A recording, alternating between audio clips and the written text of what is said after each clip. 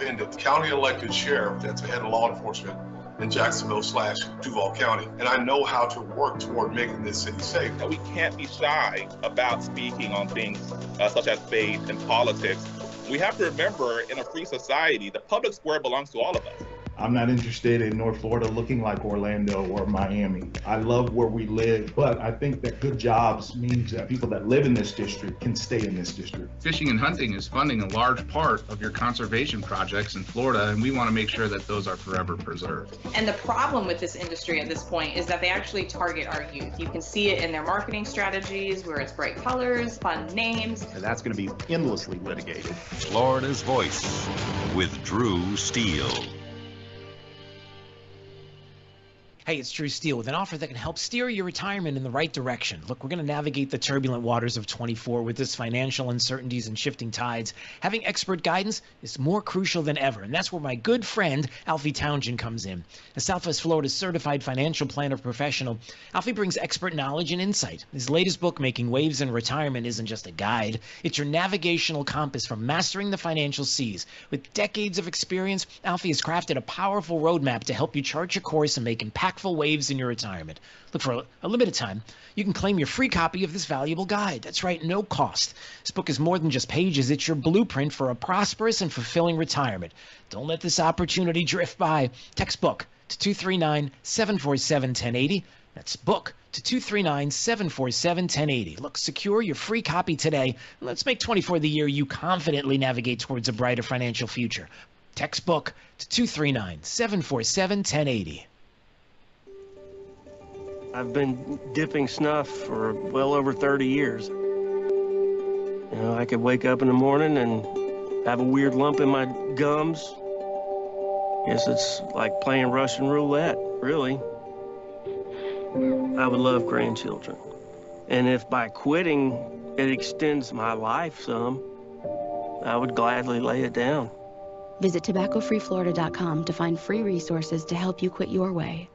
Today, push harder, push forward, push vigorously. There are things that I am hiding from people that I'm trying to inspire. You can do whatever you set your mind to. I feel like a hypocrite a lot of the times. Don't give up on yourself ever. Smoking, I hide it because I'm ashamed of it. I want to get out of the shadow. I want to show people there is light away from the darkness. I am going to quit. Visit tobaccofreeflorida.com to find free resources to help you quit your way. We're with Bridget, whose husband won't be home for months, and whose daughter is due any day. We're with Mike, who's leaving home to protect his family and yours. We're with all service members and their families who need community, connection, and maybe a bit of magic. Are you with them? Learn more at uso.org today. We're with Liam after his 4th military move, when being new is starting to get old. We're with Tara during the holidays, when she misses home the most. We're with all service members and their families who need connection, comfort, and a home away from home. Are you with them? Learn more at uso.org today. Radical anti-hunting forces are working to ban fishing and hunting across the country. These extreme attacks on our heritage must be met. Thankfully, the International Order of T. Roosevelt is fighting back as the nation's premier organization defending our rights to fish and hunt. This April, you can step into the arena with us and join our fight in Naples, Florida. Join us at the historic Ritz-Carlton Tiburon and hear from world-class speakers including Tucker Carlson. The annual event is the best place for conservationists, anglers, hunters, and all those who want to protect the outdoors to come together, build strategies to protect our rights, and expand opportunities in the future for generations to come. Visit iotr.org to learn more about our organization and to sign up to see Tucker in April. Visit iotr.org to learn more about our organization and to sign up to see Tucker in April. You don't want to miss this event. What I know about courage, I learned from my adoptive mom. She said sometimes you just gotta hold on and know we'll get through this. Mom, we are so high up. Hold my hand. No, you hold my hand. Here we go. Learn about adopting a teen from foster care. You can't imagine the reward. Visit adoptuskids.org to find out more. I learned patience from my adoptive dad. All he had to say was, "Hey, you got this. Just breathe."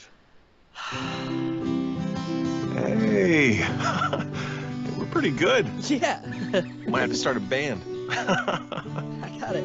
Learn about adopting a teen from foster care. You can't imagine the reward. Visit adoptuskids.org to find out more. This message is brought to you by Adopt US Kids, the U.S. Department of Health and Human Services, and the Ad Council. Thank you for waking us all up out here, for all you do. Thank you for giving us a voice. For being out there helping keep the constitutional republic. I want to thank you for your support for veterans in the military. Educating us. Standing up for conservatism. Giving us the truth. Florida's Voice with Drew Steele. Well, that was interesting, wasn't it? So you have Kamala Harris on the lips, and people are there hearing a speech last night, and somehow there are some people that are enthralled. Like, really? Like, you're enthralled by Kamala Harris. This whole setup a couple of days before the biggest election of our lifetime. And somehow you're going to hear something different out of her, which you kind of did yesterday, which was funny.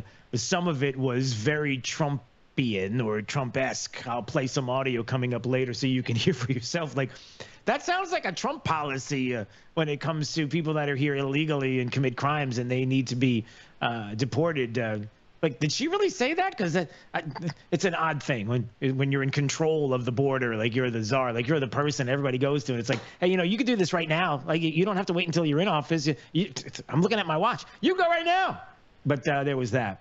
And then all of these people that are watching, and then all of a sudden there's Joe Biden, who, interestingly enough, wasn't there with her and dropped the you thought deplorables was bad, and then you have Joe Biden coming along, and he's like, hold my... Which I think is like a type of... it's like an IPA. It's like a special beer, I think is what it is. I'm not really sure.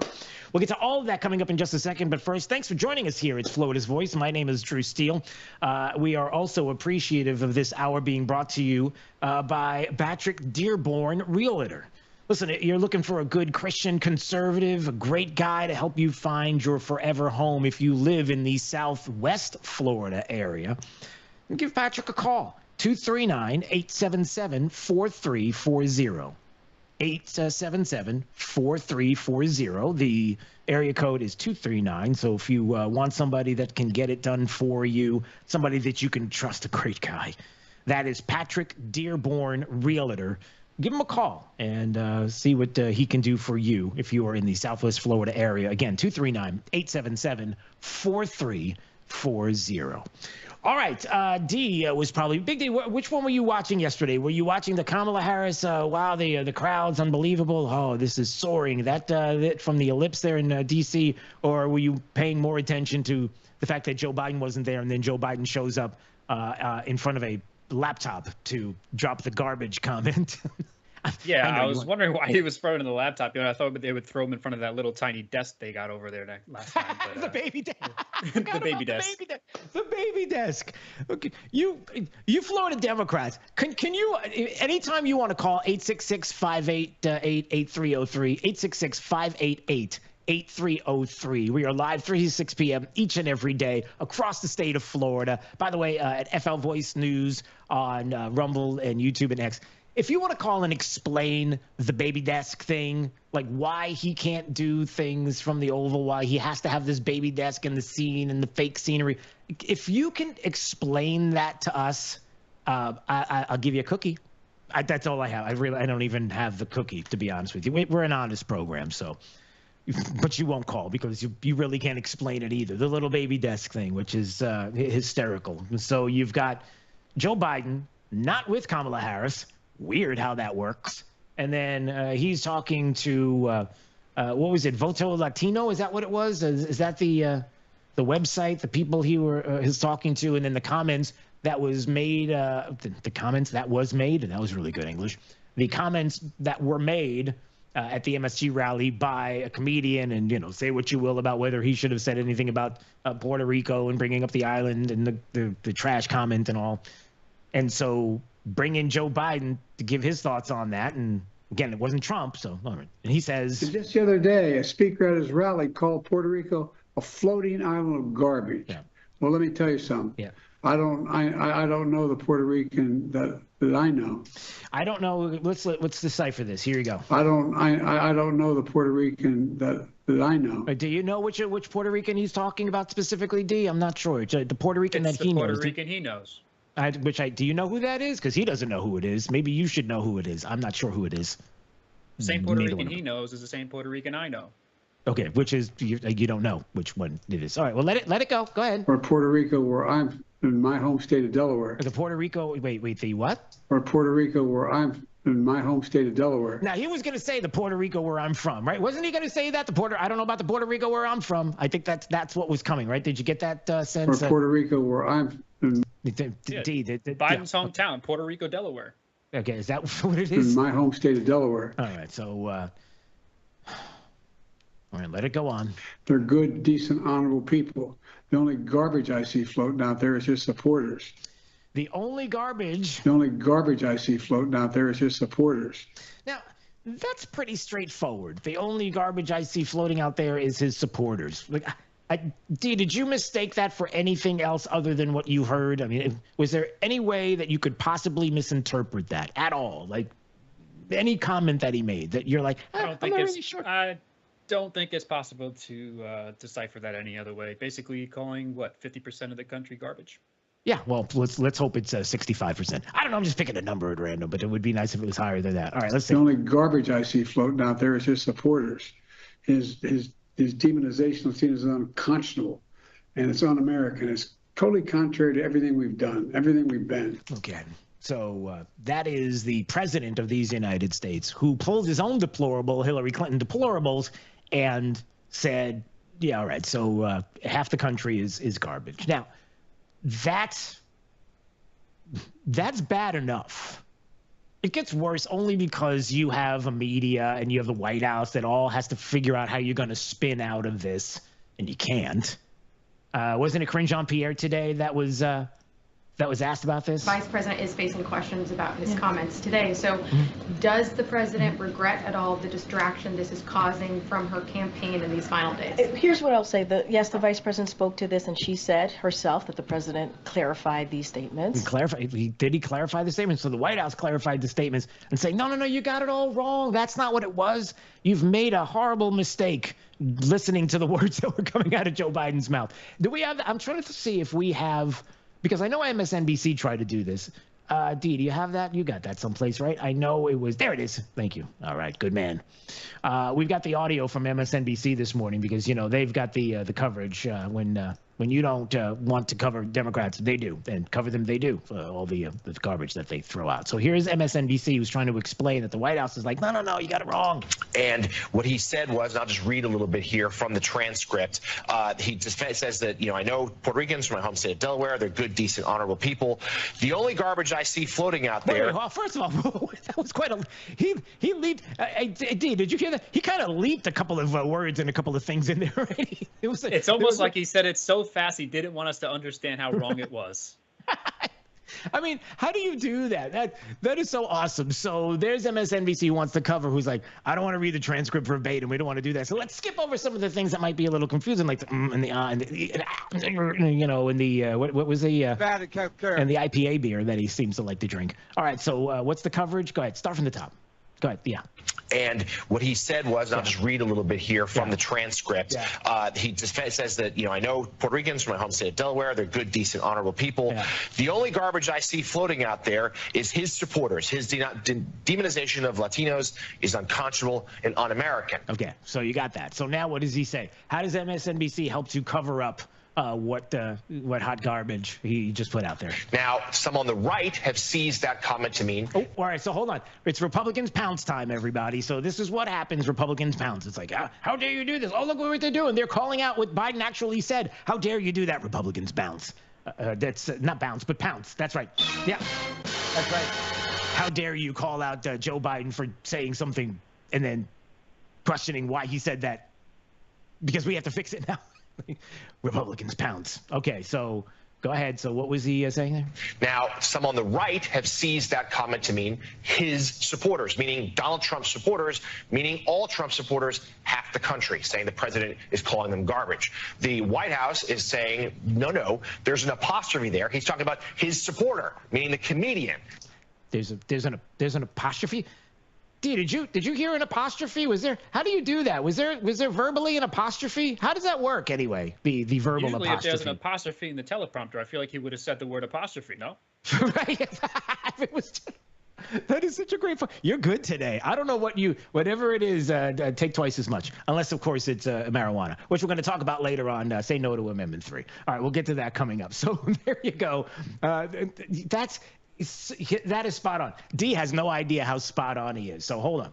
So the president of the United States said that Trump supporters are garbage. You heard the audio yourself, right? Here it is again. And just the other day. No, wait. Just go to that part there. Okay. Or Puerto Rico, where I'm in my home state of Delaware. Yeah. They're good, decent, honorable people. The only garbage I see floating out there is his supporters. The only garbage I see out there is his supporters. Now, to D's point, we know that there was no apostrophe in there, because if there was an apostrophe in there, he would have said apostrophe, right? Because that's what Joe Biden does. It's sort of like Jeb Bush, please clap. It's sort of like Joe Biden in the past, who has said things, stop. Like if it says stop on the teleprompter, he stops. And he says stop at the same time, because that's what you do when you're Joe Biden. I'm not going to go into anything else. There's no other proof that there's anything else that's wrong with him at all. I got something to do. I got to go do boom, boom, boom. You probably should. Look, you're not getting out of this. You're not doing it. Good luck. Good luck trying. And it was Mark Halperin on his, he's got a podcast and he does like a Substack. Mark Halperin, who used to work for NBC, now he's independent. And he had a couple of guests on, one of them being Sean Spicer, who, by the way, make note of this, D. I want to get Sean Spicer on the program. Maybe we can get him on, I don't know, what do you think, maybe Monday? We'll try to get him on next week, okay? So make a note of that, please. Noted. Duly noted. Okay, noted, good. I just want to make sure he says noted, otherwise I don't believe him. It's like saying apostrophe. You got to say it, otherwise I don't believe you. So you've got now Mark Halperin, who's like, look, everybody knows what Democrats think of you for being a Trump supporter, for being MAGA, for being a Republican, for being a Christian. Here it is. And when I think of the last couple months, there are a few things that Joe Biden has said that have been helpful to Kamala Harris. I think this is just another instance. I also think, and it's really frustrating, I think it's what he believes. And I think we hear it on the... Let's be clear. It's what almost every Democrat elected official in the country actually believes. That is what I was going to be the rest of my sentence. That's right. So his guest is like, listen, if we're going to be honest, and Mark Halperin's going to be honest, that's what politicians think. That's what everybody thinks. That if you are a Trump supporter, if you're a Republican, you're garbage. Stop it. Everybody knows that's what you think. And when you talk about turning down the rhetoric, we got to turn down the rhetoric. Who's throwing the rhetoric? Who's doing what? So this was an interesting comment that was made by Karine Jean-Pierre as she was asked about Joe Biden. Maybe, look, Joe's got to have a teleprompter. Kamala Harris has to have a teleprompter. Donald Trump, not so much. J.D. Vance, I don't know. Has J.D. Vance ever been seen with a teleprompter? I don't know if he ever have you ever seen him with a teleprompter in front of him? I've never seen it, but I'll double check. I've never seen it. Yeah, to be honest with you, even if you checked and you saw one, it would probably be photoshopped in there, because I don't know if he's ever been in front of one.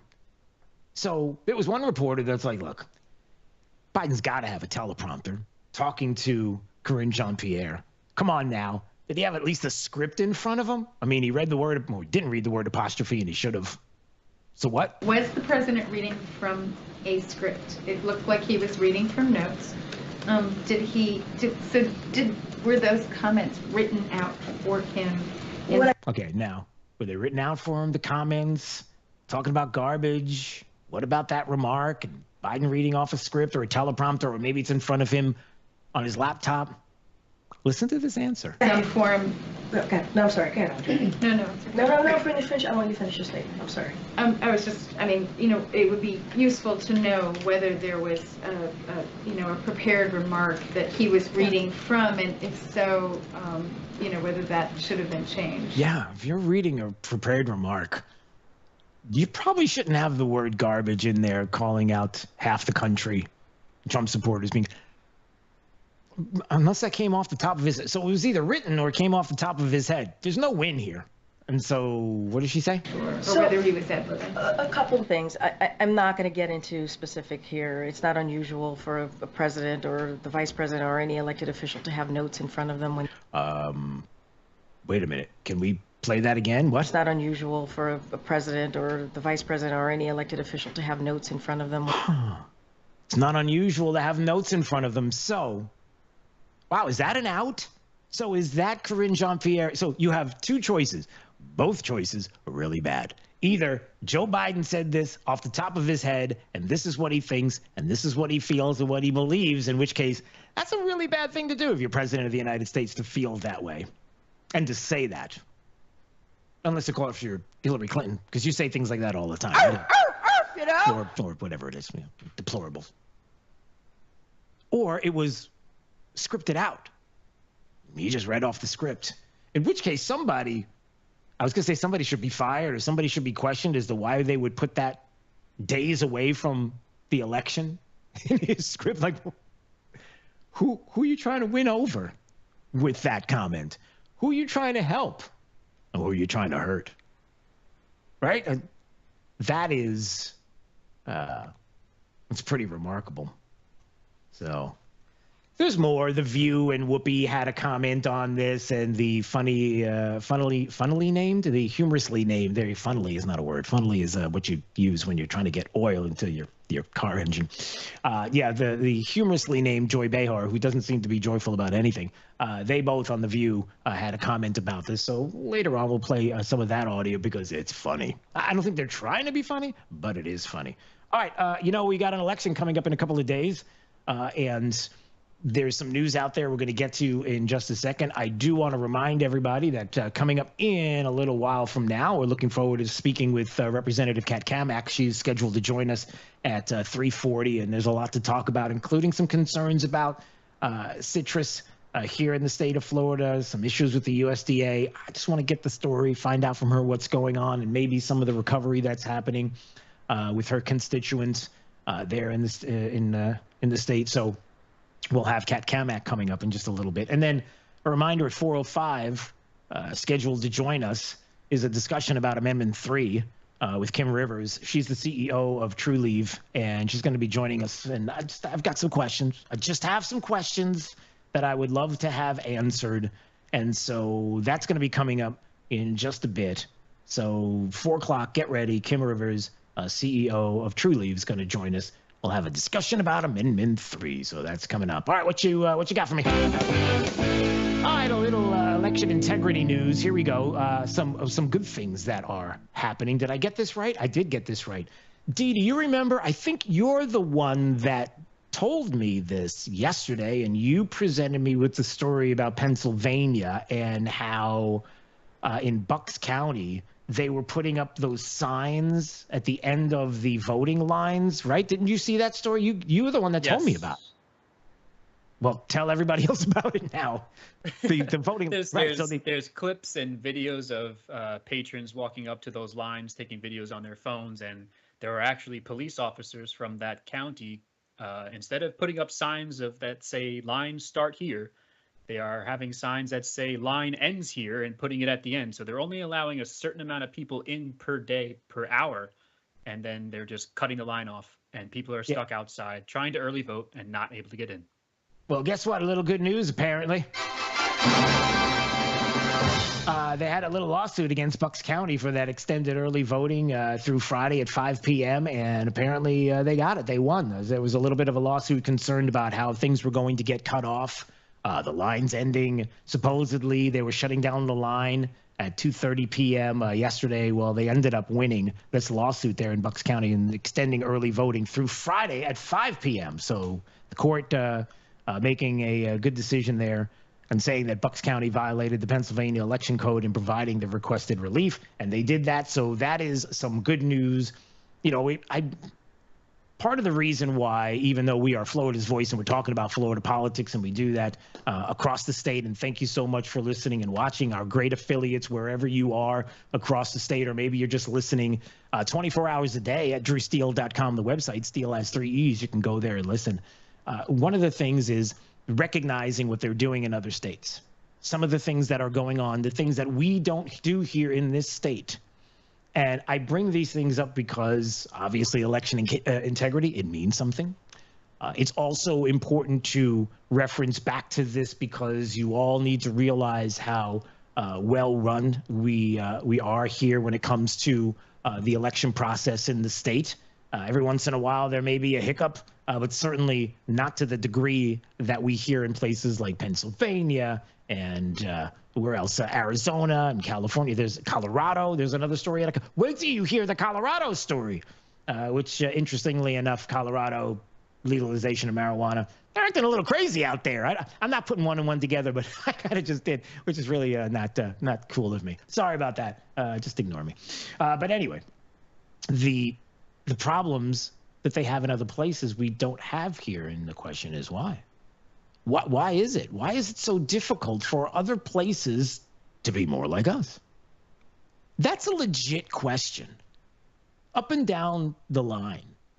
If you're looking at election integrity, for example, and you say, why can't people be like us? And we do it really well here. Like, we will know early evening here in the state the results. We'll have it all counted out and ready to go. It's interesting how that can work here in the state, but certain places it can't. We got to wait, 10 to 14 days? Why? And then on the other side of that, the flip side of that is another important thing, which is there's things that we don't do in this state. And we don't do things in this state because we see what other states are doing, and we don't want to do that. We don't want to be like that. We don't want to have those problems. One of them might be when it comes to Amendment 3 and legalizing the recreational use of marijuana in the state. Maybe we don't, as a state, want to do this. Maybe we see what's happening in states like Colorado and the problems that they have. And, oh, by the way, I don't know if you could see this, but if you're watching at FL Voice News at any of our places to go on social media, whether it's YouTube, Rumble, or X, if you're listening, you can hear it. This is kind of like a mini stack of papers that I have in front of me about how poorly things are going in Colorado when it comes to maybe some of the things you're not hearing about in marijuana use. Traffic fatalities and how use has gone up amongst kids and the public health issues because it's around whether you want it around you or not. The fact that the black market is spiking. It doesn't go away. So how are you going to remedy all that? Well, you remedy all that by, number one, not having ridiculously worded or at least sketchy amendments in the state of Florida. Questions that I'm sure will come up later on in the program. I just have some of those. And the other part of it, too, is about allowing the legislature to do its job. Not having outside forces come into the state and say, well, you know what, the state of Florida and the people, duly elected officials, and the discussion about marijuana, and, oh, I see, it's not going the way you want it to go, so now you're circumventing the people with a constitutional amendment to try to get it through your way. No, that doesn't fly here. You're listening to Florida's Voice with Drew Steele. I'm Chris Jakimick. I served in the United States Air Force, and I deployed 3 times. Being a veteran, it's interwoven into your DNA. It is really the absence of the connection and the purpose that can really drive a lot of veterans to some negative thoughts. For those who are in a suicidal crisis, the window of time to save somebody's life is very short. Our duty is to protect ourselves and protect our families. And one way you can do that is store your weapons safely. Store all your guns securely. Help stop suicide. Brought to you by End Family Fire and the Ad Council. Hello, this is Earl Nightingale for Soundcheck Studios. Have you ever wondered how jingles are made? Together we'll make America great again. We'll make it great. Together we'll make America great again. We'll make America great. Together we'll make America great again. We'll make it great. How How would you like to have a custom jingle made for your political campaign? Soundcheck Studios can make the perfect jingle for you right now. For information on campaign music, call Soundcheck Studios at 239-340-0515. That's 239-340-0515. Soundcheck Studios can make the perfect jingle for you right now. Call Soundcheck Studios at 239-340-0515. America great again, we'll make it great. What I know about courage, I learned from my adoptive mom. She said sometimes you just gotta hold on and know we'll get through this. Mom, we are so high up. Hold my hand. No, you hold my hand. Here we go. Learn about adopting a teen from foster care. You can't imagine the reward. Visit adoptuskids.org to find out more. I learned patience from my adoptive dad. All he had to say was, "Hey, you got this. Just breathe." Hey, we're pretty good. Yeah. Might have to start a band. I got it. Learn about adopting a teen from foster care. You can't imagine the reward. Visit adoptuskids.org to find out more. This message is brought to you by Adopt US Kids, the U.S. Department of Health and Human Services, and the Ad Council. Radical anti-hunting forces are working to ban fishing and hunting across the country. These extreme attacks on our heritage must be met. Thankfully, the International Order of T. Roosevelt is fighting back as the nation's premier organization defending our rights to fish and hunt. This April, you can step into the arena with us and join our fight in Naples, Florida. Join us at the historic Ritz-Carlton Tiburon and hear from world-class speakers including Tucker Carlson. The annual event is the best place for conservationists, anglers, hunters, and all those who want to protect the outdoors to come together, build strategies to protect our rights, and expand opportunities in the future for generations to come. Visit IOTR.org to learn more about our organization and to sign up to see Tucker in April. Visit IOTR.org to learn more about our organization and to sign up to see Tucker in April. You don't want to miss this event. Hi, I'm Ryan Blaney, a third-generation race car driver, and we dedicate a lot of our time to going as fast as possible. My grandpa Lou is the reason why my dad and I started racing, and I'm really proud to follow in his tracks. But when my grandpa was diagnosed with Alzheimer's, it was a very unexpected bump in the road for us. I've learned a lot on this journey with my grandpa Lou, and the memories of my grandpa will always be with me. And in our family, we're used to getting involved, and I encourage you to do the same, especially when it comes to caring for your loved ones. When I think about Alzheimer's and the impact it had on my family, I recognize that losing a race isn't such a bad day after all. It's important to notice if older family members are acting differently, experiencing problems with their memory, or having trouble with routine tasks. Talking about Alzheimer's can be really tough, but if you notice something, have a conversation with your loved one. Encourage them to see a doctor or offer to go with them. Early detection of Alzheimer's can give your family time to explore support services, make a plan for the future, and access available treatments. If you or your family are noticing changes, it could be Alzheimer's. Talk about seeing a doctor together. To some, the sound of a baby babbling doesn't mean much, but that's not true. They're testing out vowels and consonants and trying different sounds. And by 12 months, their babbling is beginning to take on meaning, especially if there's no babbling at all. Little to no babbling by 12 months or later is just one of the possible signs of autism in children. Learn more at autismspeaks.org. Hey, it's Drew Steele with a game-changing offer for those ready to master their retirement journey. Look, we're going to navigate unpredictable waters in 24, an election year marked by financial uncertainty. It's crucial. You've got to have expert guidance. That's where my good friend Alfie Townsend comes in, the Southwest Florida certified financial planner professional. Alfie brings unparalleled experience and insight to the table. His latest book, Making Waves in Retirement, it's not just a guide. It's your strategic compass for navigating the financial seas with confidence. Look, with decades of experience, Alfie has created a powerful roadmap. It'll help you chart your course and make meaningful waves in your retirement. And for a limited time, you can get your hands on this book free. That's right, no cost. The book is more than just a collection of stories. It's a blueprint for achieving a prosperous and fulfilling retirement. So don't miss out. Text book to 239-747-1080 right now. Let's book to 239-747-1080 and claim your free copy today. Let's make 24 the year you confidently steer towards a brighter financial future. Text book to 239-747-1080.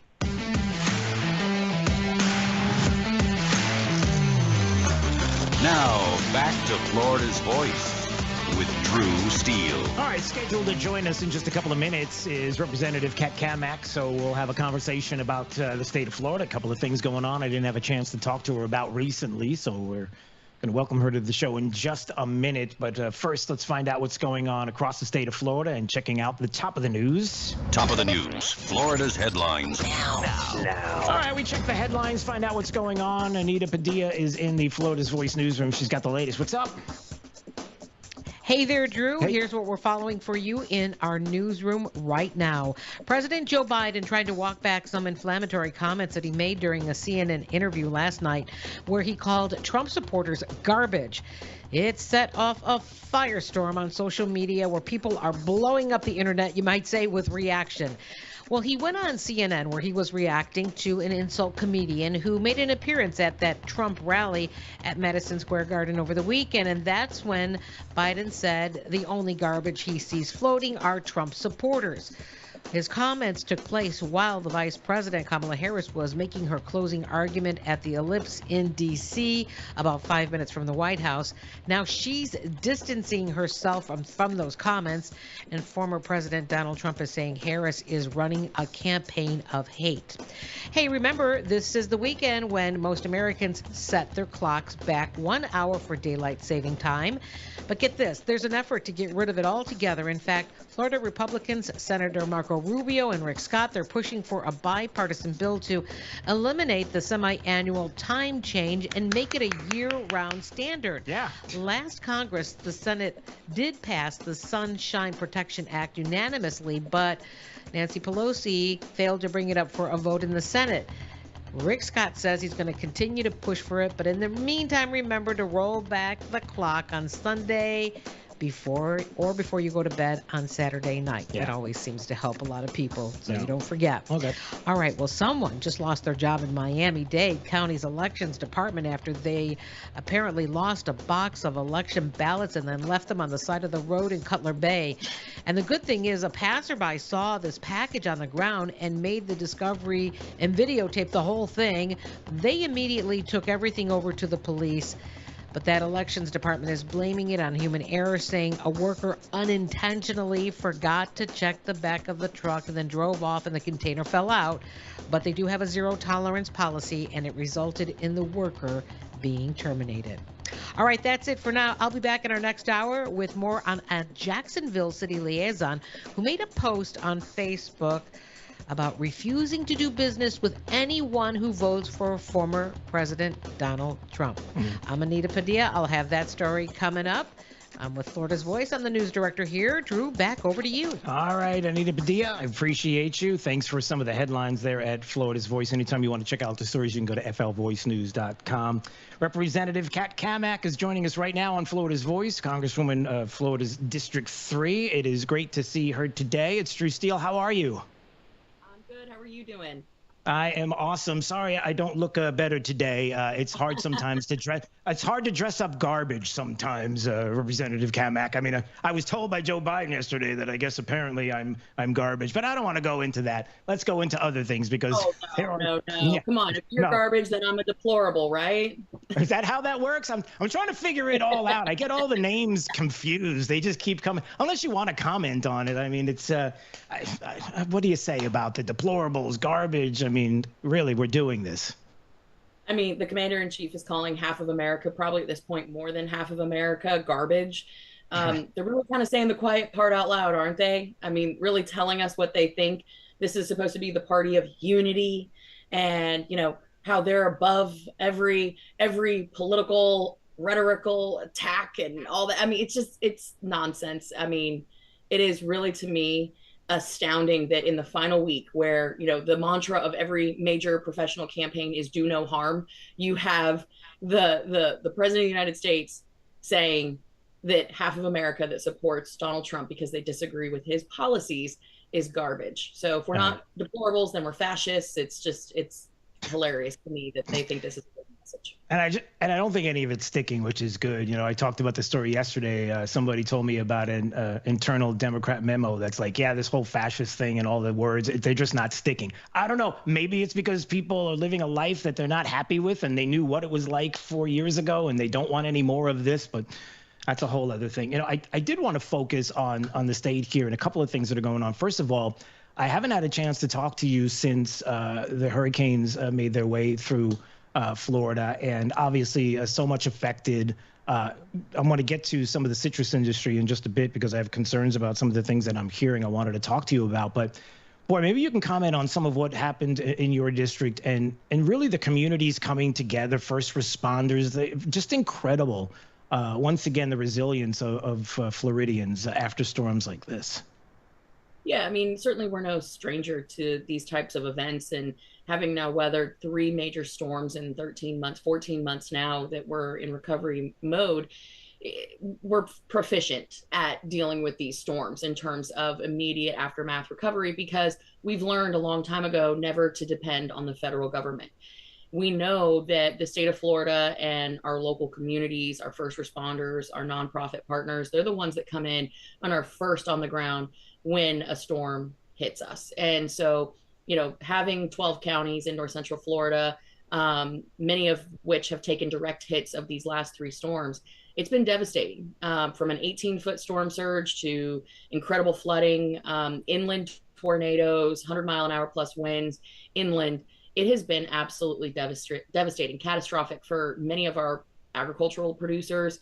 And then for folks along the coastline who this is their primary residence, it's not their vacation home, it's their primary home. And so many people lost their homes, and the federal government has been the worst to deal with. Just yesterday, I was on the phone with a constituent who had a FEMA inspector out at what used to be her home, and they denied her for a second time, saying that she wasn't eligible. And she says, I'm not sure what you're here to inspect because there's quite literally no home left. And yet they still said that she wasn't damaged enough to receive any assistance from FEMA. So we have a long way to go in getting this agency and so many others back to their original mission and intent, which is helping people in the immediate aftermath. But we're resilient and we will.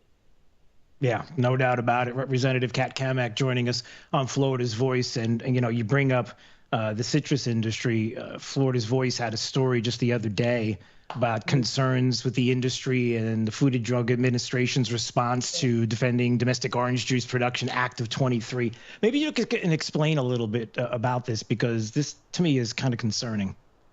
Yeah, and everyone kind of thinks this issue is like a big nothing burger. But really, when you start digging into it, it actually is very concerning, to your point. So this issue of bricks, and the bricks really, if you break it down, it's just the sugar content level that is required by the FDA to be in the orange juice that they produce. Now, we've been dealing with canker and citrus greening domestically from foreign pests that came into our country, invaded our domestic supply, and we've been dealing with repercussions and a declining citrus crop as a result. Now, because the FDA has refused to actually be an America First agency, we now, in order to meet the standard that FDA has laid out for that bricks level, you have to rely on imported oranges. And the more that we import, the more we're going to undercut our domestic production. And so people need to realize that this is actually a national security issue, because once you get rid of that citrus crop, and here in Florida, we know this better than anyone, all those citrus groves are quickly becoming neighborhoods and developments. So the final crop, if the FDA and these agencies continue to put this type of pressure on our producers and push for more imported product, what's going to happen is that final crop in Florida will no longer be oranges. It will be a housing development, and those groves will never come back. A nation that can't feed itself is not secure. So we have a real opportunity to take a stand before that happens and say, listen, we have to protect American farmers. And it's so much bigger than just the issue of orange juice. It's about national security. Yeah, it's such a big point to make. and one that doesn't get discussed enough. It feels like it's always under the radar. It feels like, we talk about it here on Florida's Voice. I know you talk to your constituents and talk to people every once in a while because there's so many balls that are up in the air, so to speak, politically. There's so much going on. But that point is so important. And before we go, I just want to reinforce something because, when it comes to these federal agencies, the kind of pushback in all different places, whether it's the FDA and this issue or and kind of just brushing it to the side, or whether it's what you just discussed and a constituent who's having issues with the federal government and FEMA and being able to do something with this home that they love that isn't even there for the most part. That has to give. Something has to change. And that's why, again, it is so important in just a few days, this election coming up, from the top down, why this has to stop. And I think people are ready for that change, Absolutely. I mean, we're seeing that reflected in the returns, but just because we have a lot of momentum on our side means that we have to continue it, not pump the brakes. And with another storm possibly hitting us the day before the day of election next week, we've got to be super mindful that, things get busy, life gets in the way. And if we don't have everyone getting to the polls, we're going to continue this downward slide into oblivion. And these federal agencies are just going to get more power and make life harder for everyday Americans like you and me. So everybody needs to get out and vote. They need to drag 10 friends to the polls with them and do everything they can to put America first. And I think if we do that, we'll be on a good track and we can get our country back. Yeah. Maybe we don't drag them. We just kind of put our arms around them and say, hey, take a walk with me. Let's go. I got some place I want you to come along with me. And maybe we do that. In some cases, maybe you got to drag. To the left. Save the bowling. I don't know. Yeah. Okay. Listen, it was great to see you. Hope we get to do this again soon. All right. All the best. God bless. Absolutely. Have a great week. All right, you too. We'll see you soon. That is Representative Kat Cammack joining us on Florida's Voice. Yeah, she's awesome. And, of course, they're Florida District 3. And look, I know when I say that, when there are a lot of political balls that are, floating up in the air, and it feels like sometimes there are things that fly under the radar. It's another important point to make, which is there are people that can walk and chew gum at the same time. There are people that can do it all. There are people that can delegate really well and look at all of these issues and be able to handle all of it. And it doesn't have to get brushed to the side. It doesn't have to be an afterthought. These things we can get done.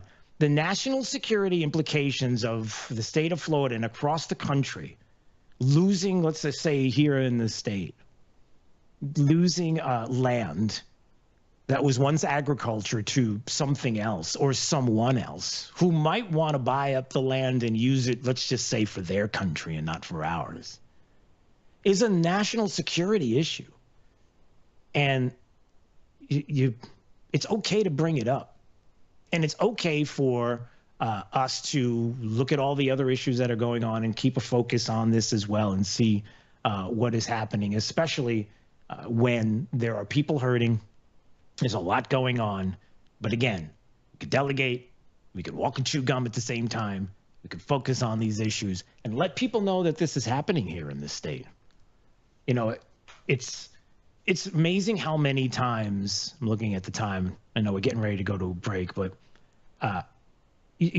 living here in the state of Florida now for just about 40 years and coming here as a young lad and being here and growing up somewhere else and then coming to the state and being here for the time that I've been here, and the incredible memories that I have of all the great things here that I don't want to see lost. Being able to go to a U-Pick. I mean, maybe for some that seems kind of a silly thought, but that's like that bonding moment where you kind of hang out and you go out and it's strawberry season, getting excited, you're picking and you're bringing your family along and you make a day of it. And, those kind of memories, those things that seem, it's kind of silly to be bringing that. Is it really? How about when it's gone? How about when that's not there anymore? Is it still silly? I think it's important. I like tradition. I like the way things are going here in the state. There's a lot of things I don't want to change. Even when it comes to marijuana and the legalization of, which we're going to have a conversation coming up in just a little bit with the CEO of True Leave. Kim Rivers is going to join us. We're so glad she's going to join us because I want to talk about this topic. She might have a different perspective on this than I do, but we'll find out together here at Florida's Voice. You're listening to Florida's Voice with Drew Steele.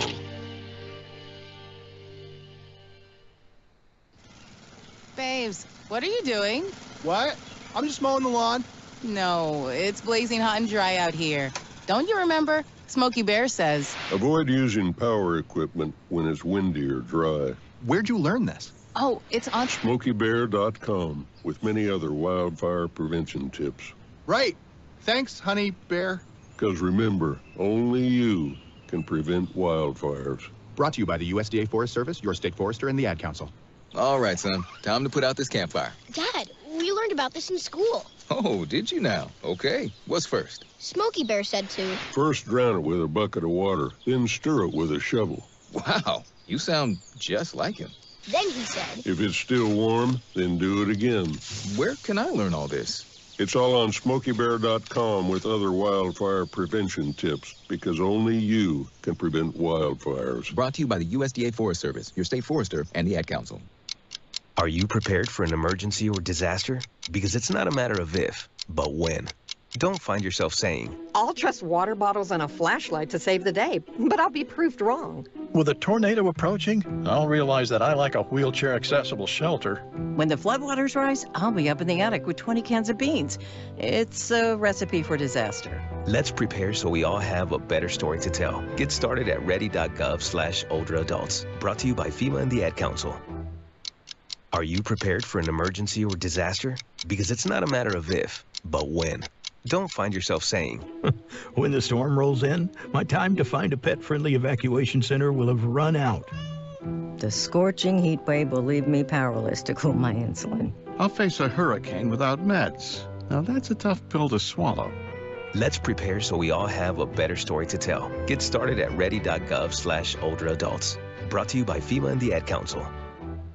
Hi, I'm Ryan Blaney, a third-generation race car driver. And we dedicate a lot of our time to going as fast as possible.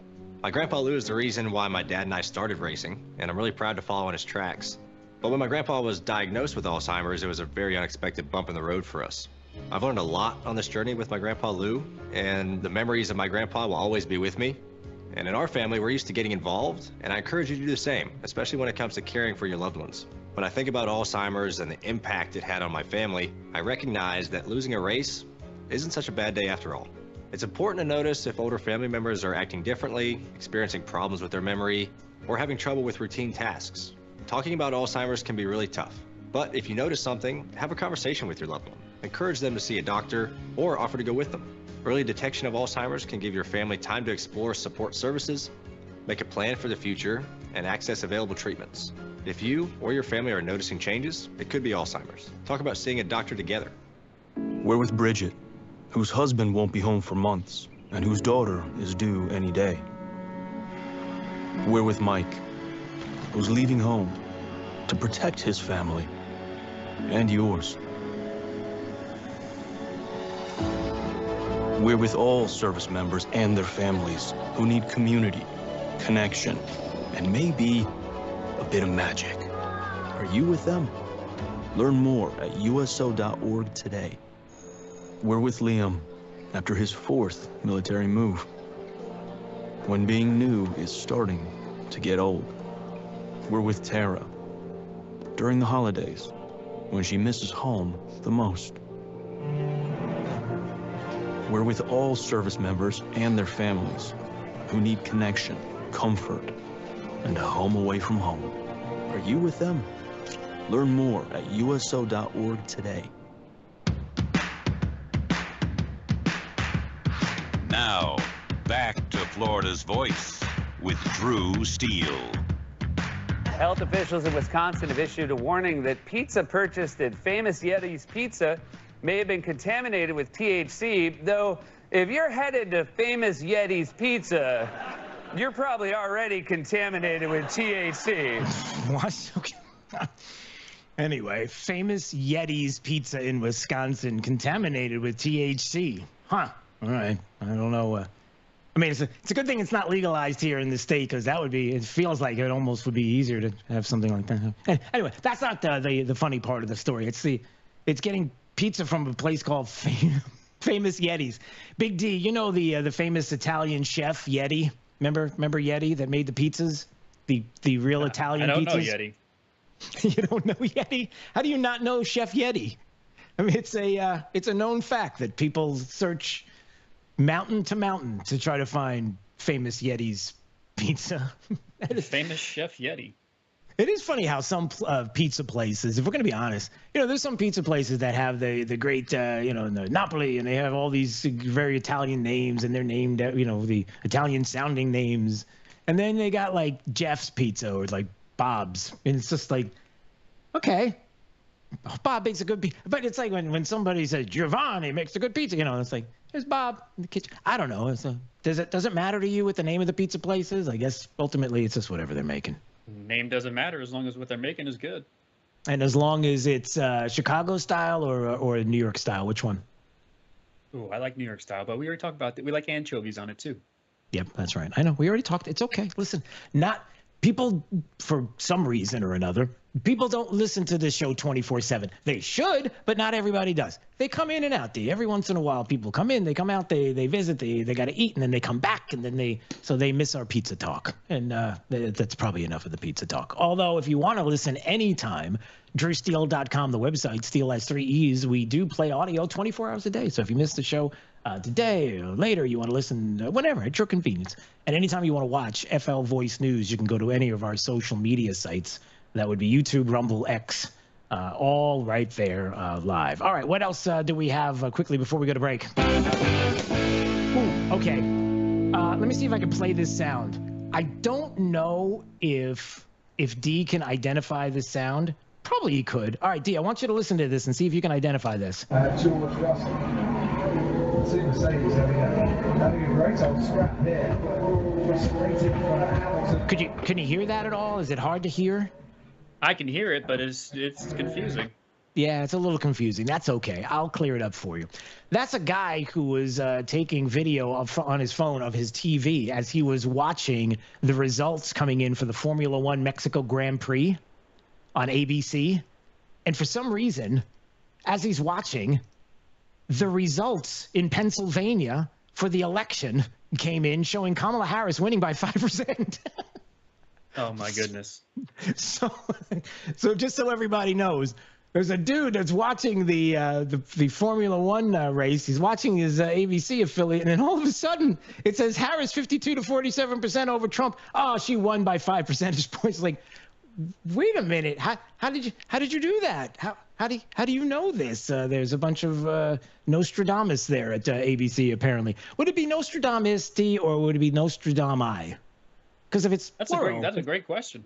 It's a brilliant question. That's what comes out of my brain sometimes is brilliance. Sometimes not so much. But for the most part, that's right. Nostradamus, the plural of Nostradamus would have to be, I mean, it couldn't be Nostradamuses because that just sounds dumb. Which is probably what some people are saying about this portion of... Anyway, we're moving on. Kim Rivers, CEO, True Leave, is going to join us in just a couple of more minutes. You're listening to Florida's Voice with Drew Steele. Some things on your ballot are complicated and some are simple, like Amendment 2, the right to fish and hunt. Amendment 2 is a bipartisan, common-sense measure supported by conservationists, environmentalists, and sportsmen as a humane way to manage Florida's wildlife, protect its natural resources, and promote environmental leadership. So whether you want to protect our environment or our traditions, Amendment 2 is for you.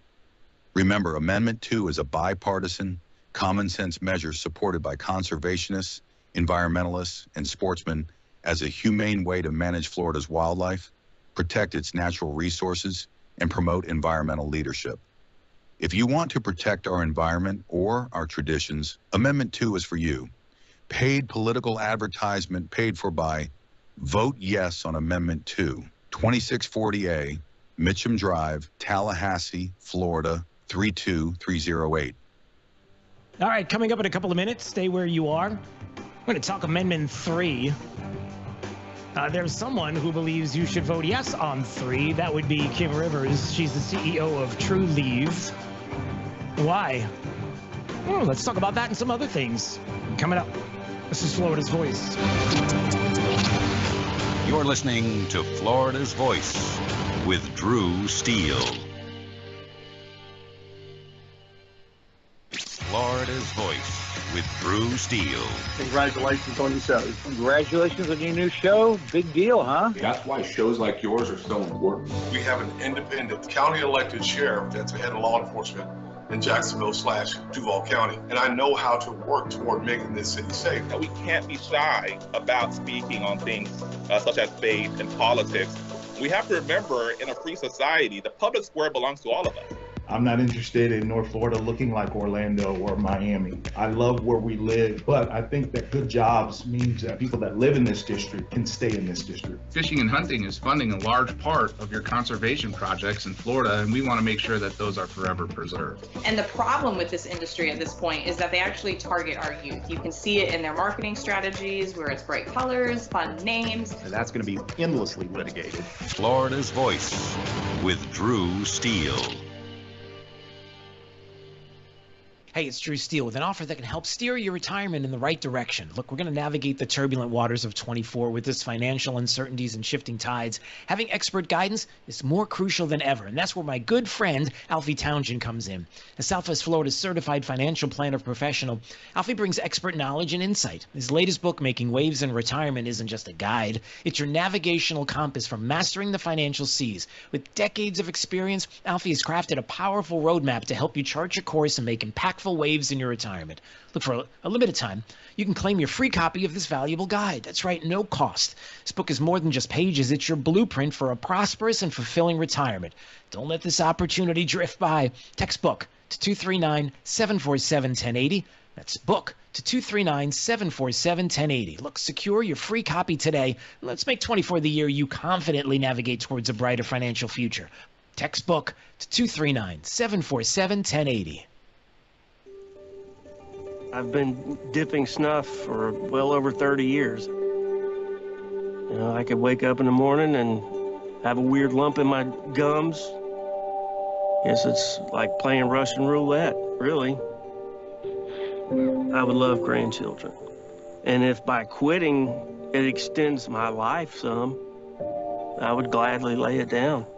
Visit tobaccofreeflorida.com to find free resources to help you quit your way.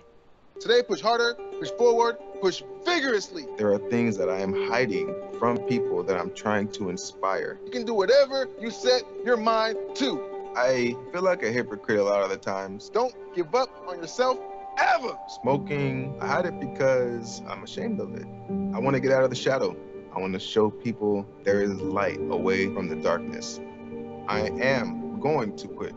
Visit tobaccofreeflorida.com to find free resources to help you quit your way.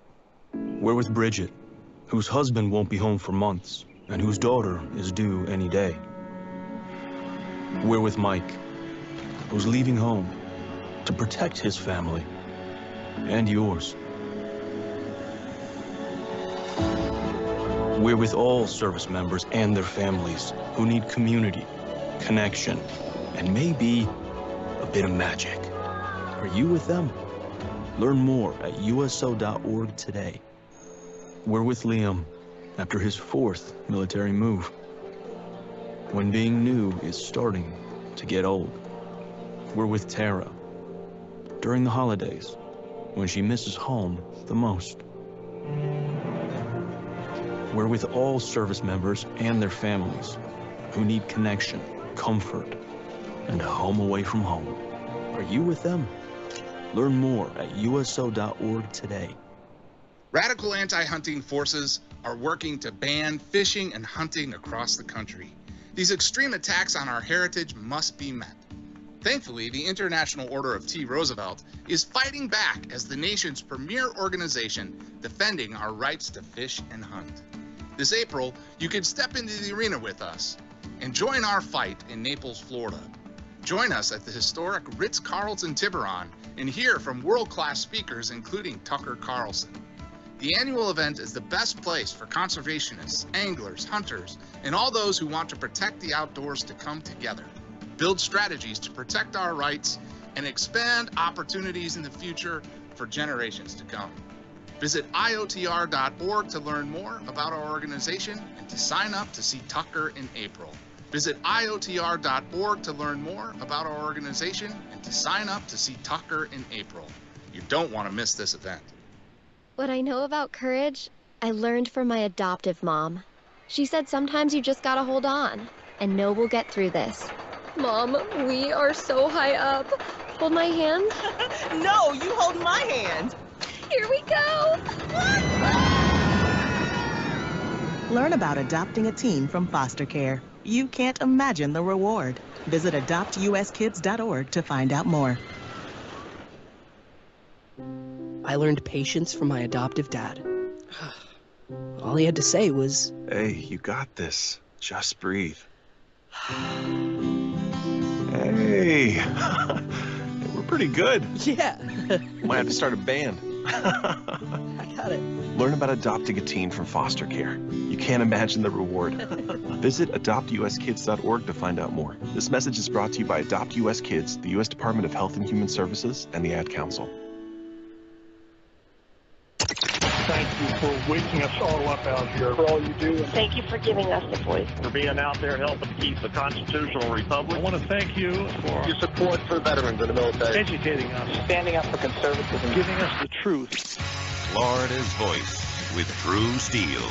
So I don't know if you know this or not, but we got a pretty important election coming up soon. And it's not just the top of the ballot, it's down ballot, the state of Florida. We got a lot to cover. And I know many people have been looking into the amendments and what we have presented this year. And one of the big amendments that many people are talking about is Amendment 3. And I wanted to get another side of the issue with Kim Rivers, who is the CEO of TrueLeave, and she's joining us today on Florida's Voice. And I do appreciate a few minutes of your time today. First of all, how are you today? I'm doing great. How are you? Excuse me. Okay, there you are. I just had to turn the mic up for a second. It's good to see you. Good to see you. Sorry about that. Good to see you. No, it's okay. It's okay. Good to see you too. Thanks for having me on. Absolutely. So, a couple of things. First of all, let me just open with this. How, for those people that don't know maybe what TrueLeave is, maybe you can explain to people what it is the company does. Yeah, so TrueLeave started here in Florida. I'm a born and raised Floridian, grew up in Jacksonville. And we started with 10 employees and have grown the company to thousands of employees and thousands or hundreds of locations across the state. We're one of 25 licensed medical marijuana companies here in the state of Florida, and are proud supporters of Amendment 3. Gotcha. So just so you know where I stand on everything right now. So it was very recently that my mom passed away from cancer. She had multiple myeloma. And I can tell you that one of the things that I've not been able to do is erase some of the messages from my cell phone of her pleading with me to do anything I could to help to relieve the pain. And I did everything that I could to find whatever I could, everything to be able to do that. So I intimately know about medical marijuana and the benefits. And so I just want you to know that ahead of time. And it's still there. I mean, her voice in my head, it'll never go away. The message I just don't have the heart to get rid of. So understanding that, that's where I stand here with this. So I want to put medical marijuana aside, clearly, because that's not what this is about. So as we get into the discussion now, so here you are, and with the medical marijuana side, and the money that's been spent, upwards, I guess, of $100 million of money that's been spent to promote a yes on Amendment 3. I guess putting the medical marijuana issue aside, I just would ask the first question would be why? Yeah, so first of all, I'm so sorry to hear about your mom, and I'm hopeful that that medical marijuana did assist in transition. We hear that a lot. candidly. And that is one of the great benefits, right, of medical marijuana, is to give folks an option to be able to choose a product that helps them transition in a more lucid way, and hopefully adds and aids in some of that connectivity at the end of life. So I'm sorry for your loss. And but really, and I hear you that they're separate, but they are very related. And I think that it's important to know that what we are talking about here with Amendment 3 and adult use marijuana continues to be a conversation about that freedom of choice, because we have lots of folks in our communities who currently are utilizing marijuana. Marijuana is not new. It's been here, right? We have 3 million Floridians who currently use marijuana in the state of Florida. 800,000 of those folks access it through the medical program, but there's over 2 million Floridians who access it through the illicit and unregulated markets. Many of those folks, right, have different conditions, candidly, that don't qualify under the medical program.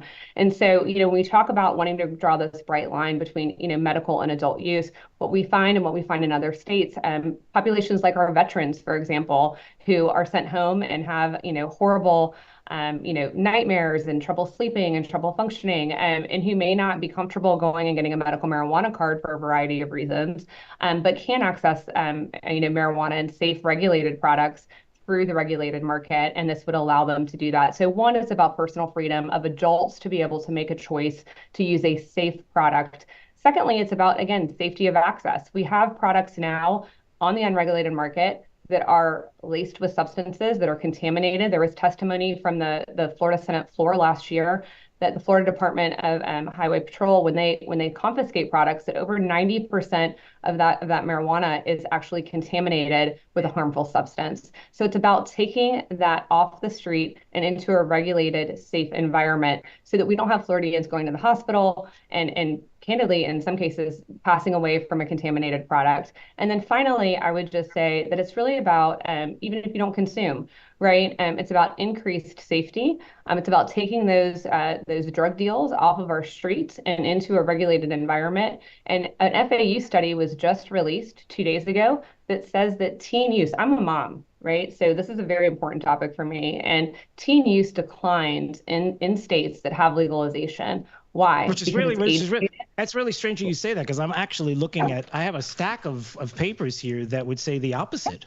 That, as a matter of fact, teen use has gone up. Use has gone up and doubled in some cases. So I guess, before we move on, I did want to say this, and we can get back to this in just a second.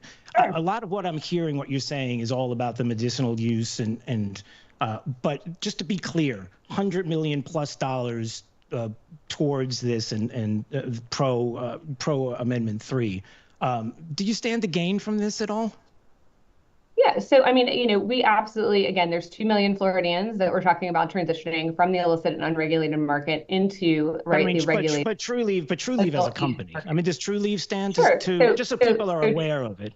Yeah, sure. So True Leave, along with the 25 other current licensed medical marijuana companies that exist in the state of Florida, will transition to be able to allow sales not only of medical, because medical is very important that we keep that in the state of Florida, but then in addition, we will be able to sell adult use. Also, though, I think it's important for folks to know there are 22 companies that are waiting to be licensed. The governor can sign those. They're waiting on his desk right now. So we're talking about 47 companies, once this is passed, that will have the ability to make sure that there's safe access.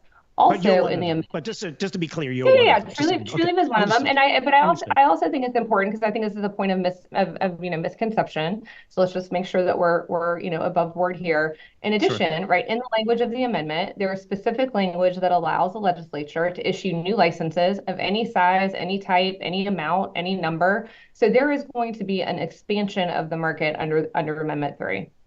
Well, because when I see some of the portions that you're talking about, like Section C6 that talks about the type of marijuana that could be regulated, in the amendment, it talks about medical only. It doesn't talk about anything else. And I think and I'm sure lawyers have probably said to you, some attorney or someone said something somewhere where there is something to be said about the precedent that is that's set there about the expression of one is the exclusion of others. And that's something that people have brought to my attention, is that if you've excluded it, if you've included it in the amendment, then the others are excluded.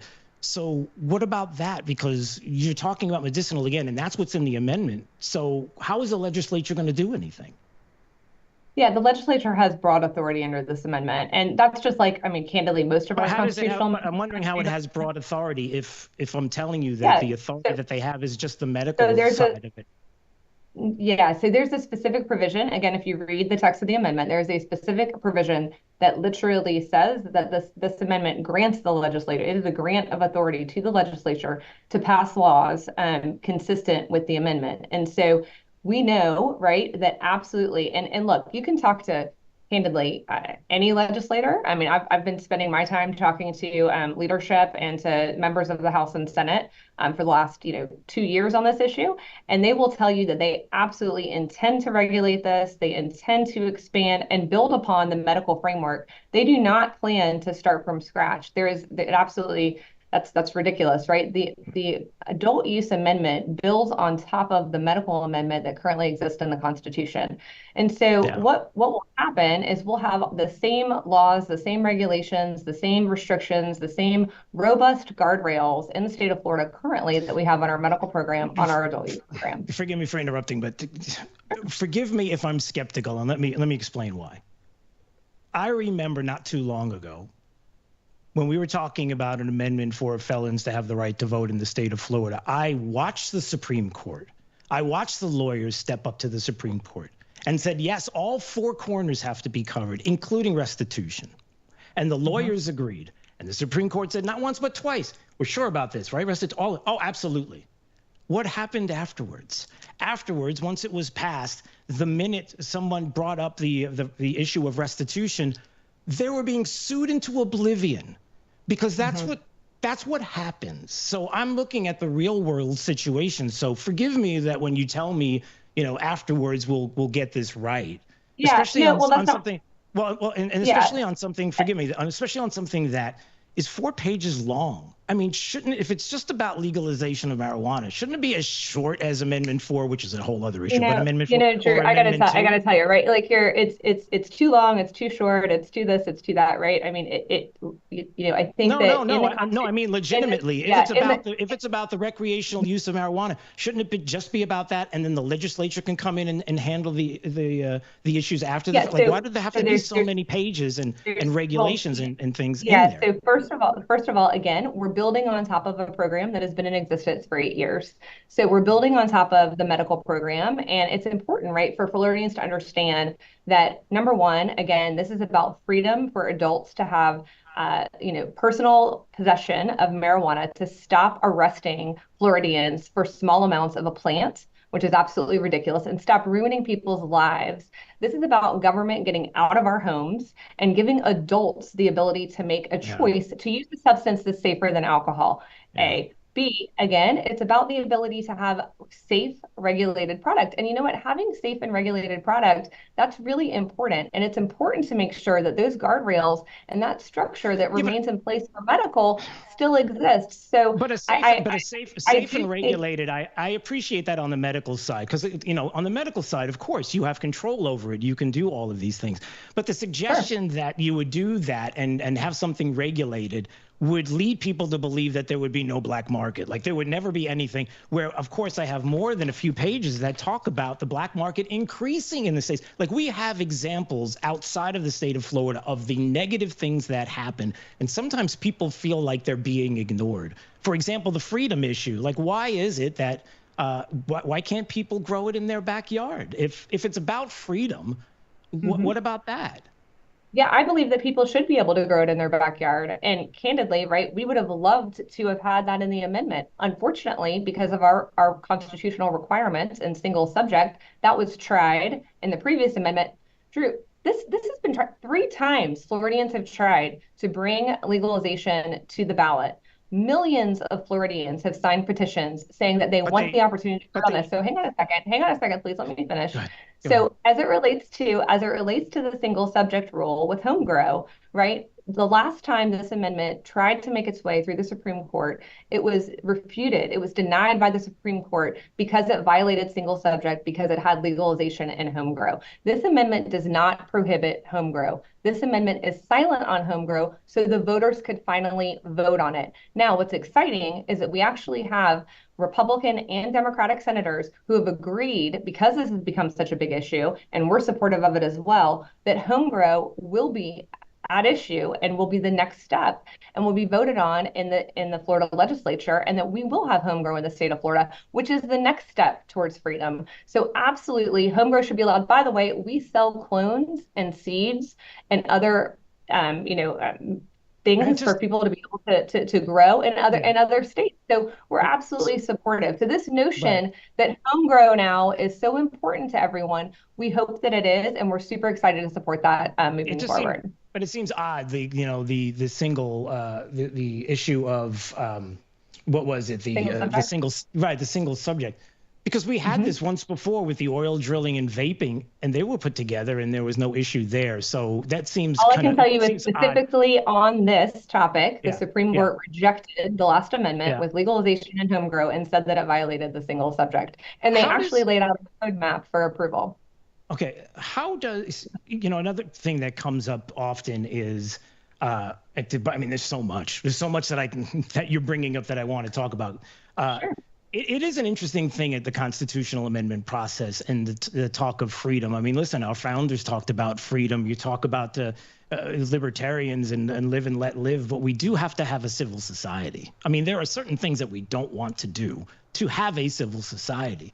And when it comes to amendments and when it comes to this issue of freedom, how do my rights work in all of this? In other words, I don't want to sit outside at my favorite restaurant and have marijuana smoke all over me, as people do in New York City, where my family lives, that can't walk the streets of New York without it sticking to their clothes, go to Las Vegas, go to Colorado, and all these states. When does my right come into play? Yeah, absolutely. So, I mean, first of all, Florida is not Colorado or New York. And I mean, I think, again, as a born and raised Floridian, and with a great, great leadership on all sides of government here, we're not going to be, New York or Colorado. I mean, I think that's why not? But why not? Why not? That's a ridiculous notion. So, well, first of all, again, in New York, which we can talk about, in New York, what they did is they decriminalized without having a regulated market. So when you decriminalize and you don't have rule of law, you don't have a very clear, bright line, that's what happens. Things run rampant. That is not how we're doing it here. What we can do is we can look at other conservative states like Arizona. We can look at Ohio, right? There is no smoking in public. There's no public consumption. You don't smell it everywhere. So it doesn't happen. So because there's a law that says no consumption in public, nobody's doing it. Like, it doesn't exist. It's kind of like the black market, which goes away because it's legalized, which doesn't happen. It's the same thing that cigarette smoke has now. I mean, we have effectively, in the state of Florida, I think we've done a really great job.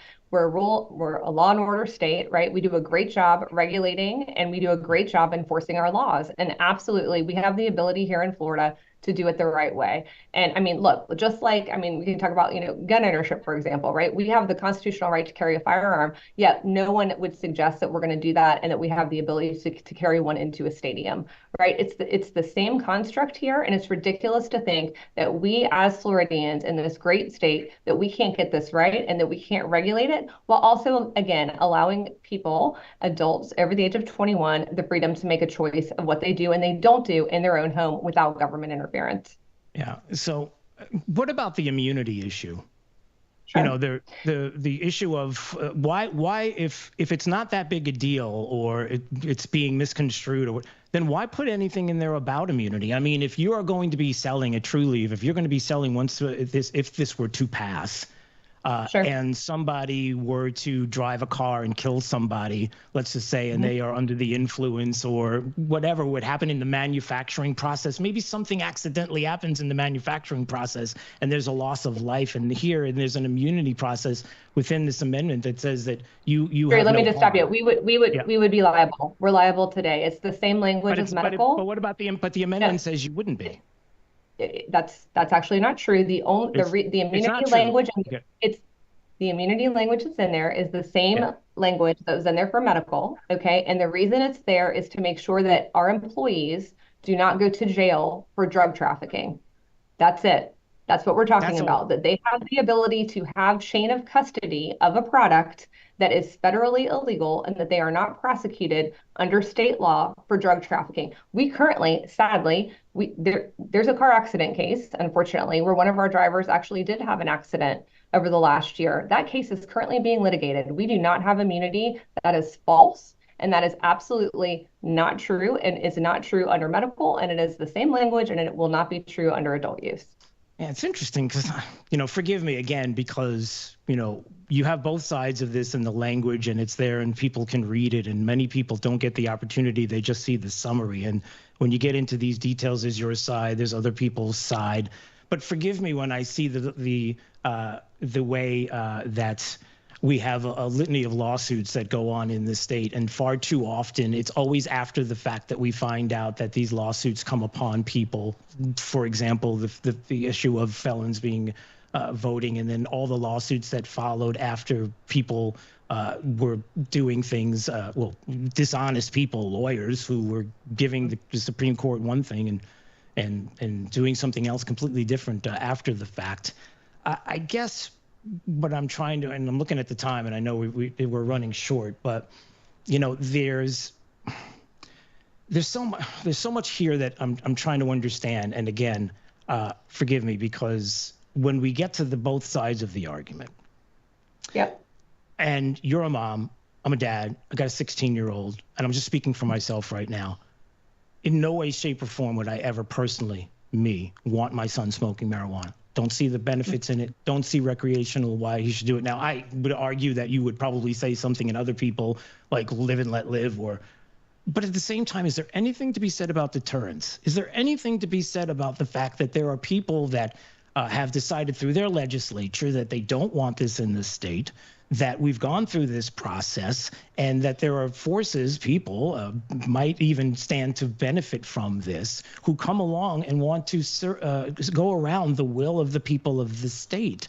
People have a problem with that. Do you have a problem with that? Yeah. So, I mean, I think that, right, again, this is the third time that Floridians have attempted to get this into the on the ballot, right? We know in Florida there's a very high hurdle for a citizen ballot initiative, 60% threshold, right? So over 60% of Floridians have to vote, right, that they in fact want adult use marijuana, and the freedom for adults to be able to make this choice, come next week. And so we're going to find out. And listen, I think if the will of the people speak on this issue, then I think that the state of Florida and our government is going to do a fantastic job implementing this in a way that respects that freedom, but also respects the fabric of Florida and ensures that this is done the right way with proper guardrails. I mean, look, times have changed here. We are living in 2024. We have our presidential nominee, Donald Trump, who has specifically endorsed Amendment 3 and said that Florida has an opportunity to do it the right way. And of course, Vice President Kamala Harris has been supportive as well. We have over 70% of Americans across this country who believe, when asked, that legalization is the right thing to do. And so, I appreciate and certainly want to make sure that folks understand that, look, it has to be respected for all Floridians. We have to make sure that we create an environment that's safe. We have to make sure we create an environment where that tax revenue is generated and actually does go back into our communities to make a difference, the hundreds of millions of dollars. But we do have a unique opportunity here in Florida that's different from other places in the country to do this the right way, to put freedom first, and to make sure that we're respectful of everyone to the best of our ability. Well, I will say a couple of things. First of all, number one, Donald Trump can be wrong, and I could say that. No politician is perfect. No human being walk the earth right now is perfect. So there's that. Could get bad information, wrong information, might not have all the information. There's a lot of people that don't. And when they find out about it, they don't like what they're hearing. And so I think there's that. And, look, when something keeps coming up over and over again for people, and forgive me, and I'm listening to the music coming in. I guess that's going to cut it off there. All right. Well, fair enough. All right. Listen, I appreciate you being on. Listen, and thank you so much for having me on. I appreciate it. This is what democracy is all about. So thanks. All right. We'll see you. Hi, that's Kim Rivers, everybody, CEO of True Leaf, joining us on Florida's Voice. You're listening to Florida's Voice with Drew Steele. I'm Chris Jakimick. I served in the United States Air Force, and I deployed 3 times. Being a veteran, it's interwoven into your DNA, is really the absence of the connection and the purpose that can really drive a lot of veterans to some negative thoughts. For those who are in a suicidal crisis, the window of time to save somebody's life is very short. Our duty is to protect ourselves and protect our families, and one way you can do that is store your weapons safely. Store all your guns securely. Help stop suicide. Brought to you by End Family Fire and the Ad Council. Hello, this is Earl Nightingale for Soundcheck Studios. Have you ever wondered how jingles are made?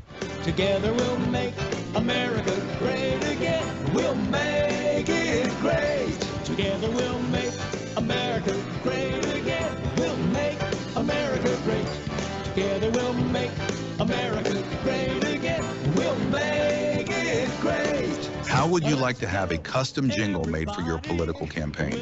Soundcheck Studios can make the perfect jingle for you right now. For information on campaign music, call Soundcheck Studios at 239-340-0515. That's 239-340-0515. Soundcheck Studios can make the perfect jingle for you right now. Call Soundcheck Studios at 239-340-0515. America great again. We'll make it great. What I know about courage, I learned from my adoptive mom. She said sometimes you just gotta hold on and know we'll get through this. Mom, we are so high up. Hold my hand. No, you hold my hand. Here we go. Learn about adopting a teen from foster care. You can't imagine the reward. Visit adoptuskids.org to find out more. I learned patience from my adoptive dad. All he had to say was, "Hey, you got this. Just breathe." Hey, we're pretty good. Yeah. Might have to start a band. I got it. Learn about adopting a teen from foster care. You can't imagine the reward. Visit adoptuskids.org to find out more. This message is brought to you by Adopt US Kids, the U.S. Department of Health and Human Services, and the Ad Council. Radical anti-hunting forces are working to ban fishing and hunting across the country. These extreme attacks on our heritage must be met. Thankfully, the International Order of T. Roosevelt is fighting back as the nation's premier organization defending our rights to fish and hunt. This April, you can step into the arena with us and join our fight in Naples, Florida. Join us at the historic Ritz-Carlton Tiburon and hear from world-class speakers including Tucker Carlson. The annual event is the best place for conservationists, anglers, hunters, and all those who want to protect the outdoors to come together, build strategies to protect our rights, and expand opportunities in the future for generations to come. Visit IOTR.org to learn more about our organization and to sign up to see Tucker in April. Visit IOTR.org to learn more about our organization and to sign up to see Tucker in April. You don't want to miss this event. Hi, I'm Ryan Blaney, a third-generation race car driver, and we dedicate a lot of our time to going as fast as possible. My grandpa Lou is the reason why my dad and I started racing, and I'm really proud to follow in his tracks. But when my grandpa was diagnosed with Alzheimer's, it was a very unexpected bump in the road for us. I've learned a lot on this journey with my grandpa Lou, and the memories of my grandpa will always be with me. And in our family, we're used to getting involved, and I encourage you to do the same, especially when it comes to caring for your loved ones. When I think about Alzheimer's and the impact it had on my family, I recognize that losing a race isn't such a bad day after all. It's important to notice if older family members are acting differently, experiencing problems with their memory, or having trouble with routine tasks. Talking about Alzheimer's can be really tough, but if you notice something, have a conversation with your loved one. Encourage them to see a doctor or offer to go with them. Early detection of Alzheimer's can give your family time to explore support services, make a plan for the future, and access available treatments. If you or your family are noticing changes, it could be Alzheimer's. Talk about seeing a doctor together. To some, the sound of a baby babbling doesn't mean much, but that's not true. They're testing out vowels and consonants and trying different sounds. And by 12 months, their babbling is beginning to take on meaning. especially if there's no babbling at all. Little to no babbling by 12 months or later is just one of the possible signs of autism in children. Learn more at autismspeaks.org. Hey, it's Drew Steele with a game-changing offer for those ready to master their retirement journey. Look, we're going to navigate unpredictable waters in 24, an election year marked by financial uncertainty. It's crucial. You've got to have expert guidance. That's where my good friend Alfie Townsend comes in. The Southwest Florida certified financial planner professional, Alfie brings unparalleled experience and insight to the table. His latest book, Making Waves in Retirement, it's not just a guide. It's your strategic compass for navigating the financial seas with confidence. Look, with decades of experience, Alfie has created a powerful roadmap. It'll help you chart your course and make meaningful waves in your retirement. And for a limited time, you can get your hands on this book free. That's right, no cost. The book is more than just a collection of stories. It's a blueprint for achieving a prosperous and fulfilling retirement. So don't miss out. Text book to 239-747-1080 right now. It's book to 239-747-1080 and claim your free copy today. Let's make 24 the year you confidently steer towards a brighter financial future. Text book to 239-747-1080.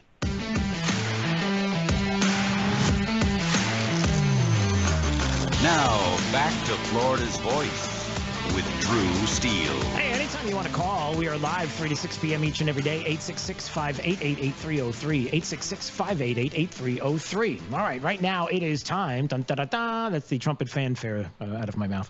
That means it's time for Top of the News. Top of the News, Florida's headlines. Now. Nita Padilla's got the headlines from Florida's Voice. Let's find out what's going on. What's up, Nita? Hey there, Drew. Here's what we're following for you right now in our newsroom. President Joe Biden walking back some inflammatory comments that he made during a CNN interview last night. That's where he called Trump supporters garbage, setting off a firestorm on social media, as you can imagine, with people reacting very negatively to the comments. Biden was on CNN when he was reacting to an insult comedian who appeared at that Trump rally over the weekend at Madison Square Garden. Biden said the only garbage he sees floating are Trump supporters. Well, Vice President Kamala Harris is now distancing herself from the comments today, but President Donald Trump is saying Harris is running a campaign of hate. Jacksonville's newly appointed Hispanic outreach coordinator is raising some eyebrows and concern after a social media post that targets business owners who support or vote for the former President Donald Trump. Yanira Cardona tells her Facebook followers to remove themselves from her page if they voted for him. She said she won't support any businesses who support or vote for Trump. Cardona was reacting to the same comedian that Biden was reacting to. And Cardona's role, by the way, is an outreach coordinator, and her role is to develop programs to help businesses. That's why it's raising eyebrows. We did reach out to the city for comment. We have not heard back. Well, someone just lost their job in Miami-Dade County's elections department after they apparently lost a box of election ballots and then left them on the side of the road in Cutler Bay. Yeah. A passerby saw the whole thing and started videotaping it, saw this package on the ground, made the discovery that it was a container full of ballots. They immediately took it to the police. The elections department is blaming it on human error, saying that the worker unintentionally forgot to check the back of the truck and then drove off, and that's when the container fell out. But they do have a zero tolerance policy, and that did result in the worker being terminated. We have that video on our page, by the way, if you want to go check it out for yourself. Cool. All right, that's it for now. Be sure to head over to Florida's Voice for more stories like the one about daylight saving time. We told you about this in our last hour. Remember, it's the weekend when most Americans roll the clock back. I'm Anita Padilla, the news director here at Florida's Voice. Have a great day. Drew, back over to you. All right, Anita, I appreciate you there in the Florida's Voice newsroom. Thanks so much. 866-588-8303. Coming up, we'll play some more audio of, listen, the reaction sometimes to what Joe Biden said in the garbage comments about Trump supporters. You, I'm pointing at you. Yes, you, is stunning to watch. The media, the left, KJP, there at the White House, try to spin out of this thing. He did it. He said it. It's either something that he read off a piece of paper or it came from his heart or his head. Either one or the other. So I don't know. Maybe you have some thoughts on that. 866-588-8303. Is this State Senator Jonathan Martin? Is that right? Yes, it is. How's it going, Drew? Hey, man. How's it going? Going pretty good. Yeah, good. How are you? I'm okay. I have to say, look, I'm a little, if I'm going to be honest, I'm a little flustered. Listen, Kim Rivers, CEO of True Leave, good for her for coming on the program and wanting to give her point of view. I think she's wrong on Amendment 3. I think you say no on Amendment 3. I think there's so many things about it that are just wrong, don't feel right. Like I said, give her credit for coming on the show. But first and foremost, for many people that talk to me, it's like, it just feels weird that they spend over $100 million to try to promote this and try to get this thing passed, and they stand to benefit from it. Right there, people are like, yeah, I'm out. That's like, how do you trust anything else that comes out after that, after knowing that? I don't know. Maybe you were listening. You heard a little bit of what was going on. You have some thoughts? Yeah, I think it's just important to clarify some of the statements that she made. And of course, look, those of us who are in business, we have whether it's shareholders to answer to or clients or just other employees. We have to make decisions sometimes and just do the best we have to do the best we can with what we have. And I think that's probably what they had to do in this situation. It was just do the best they could with what they had. So they copied and pasted Section 29 of the Florida Constitution that deals with medical marijuana, slapped it into a petition, crossed off a couple words, added a couple words, and I think it was, as you've mentioned many times in your show, as I've been on your show a couple times, I've mentioned that it was pretty sloppy, especially Section C6 that basically deals with smoking in public place, but only allows us to regulate medical marijuana smoking in public place. Just very, very sloppy things that weren't necessarily required in order to legalize marijuana in the state of Florida. And of course, it ties our hands, not because we want to undo what the voters want, but it ties our hands to put normal, regular regulations on marijuana, just like we do with alcohol or just like we might do with tobacco.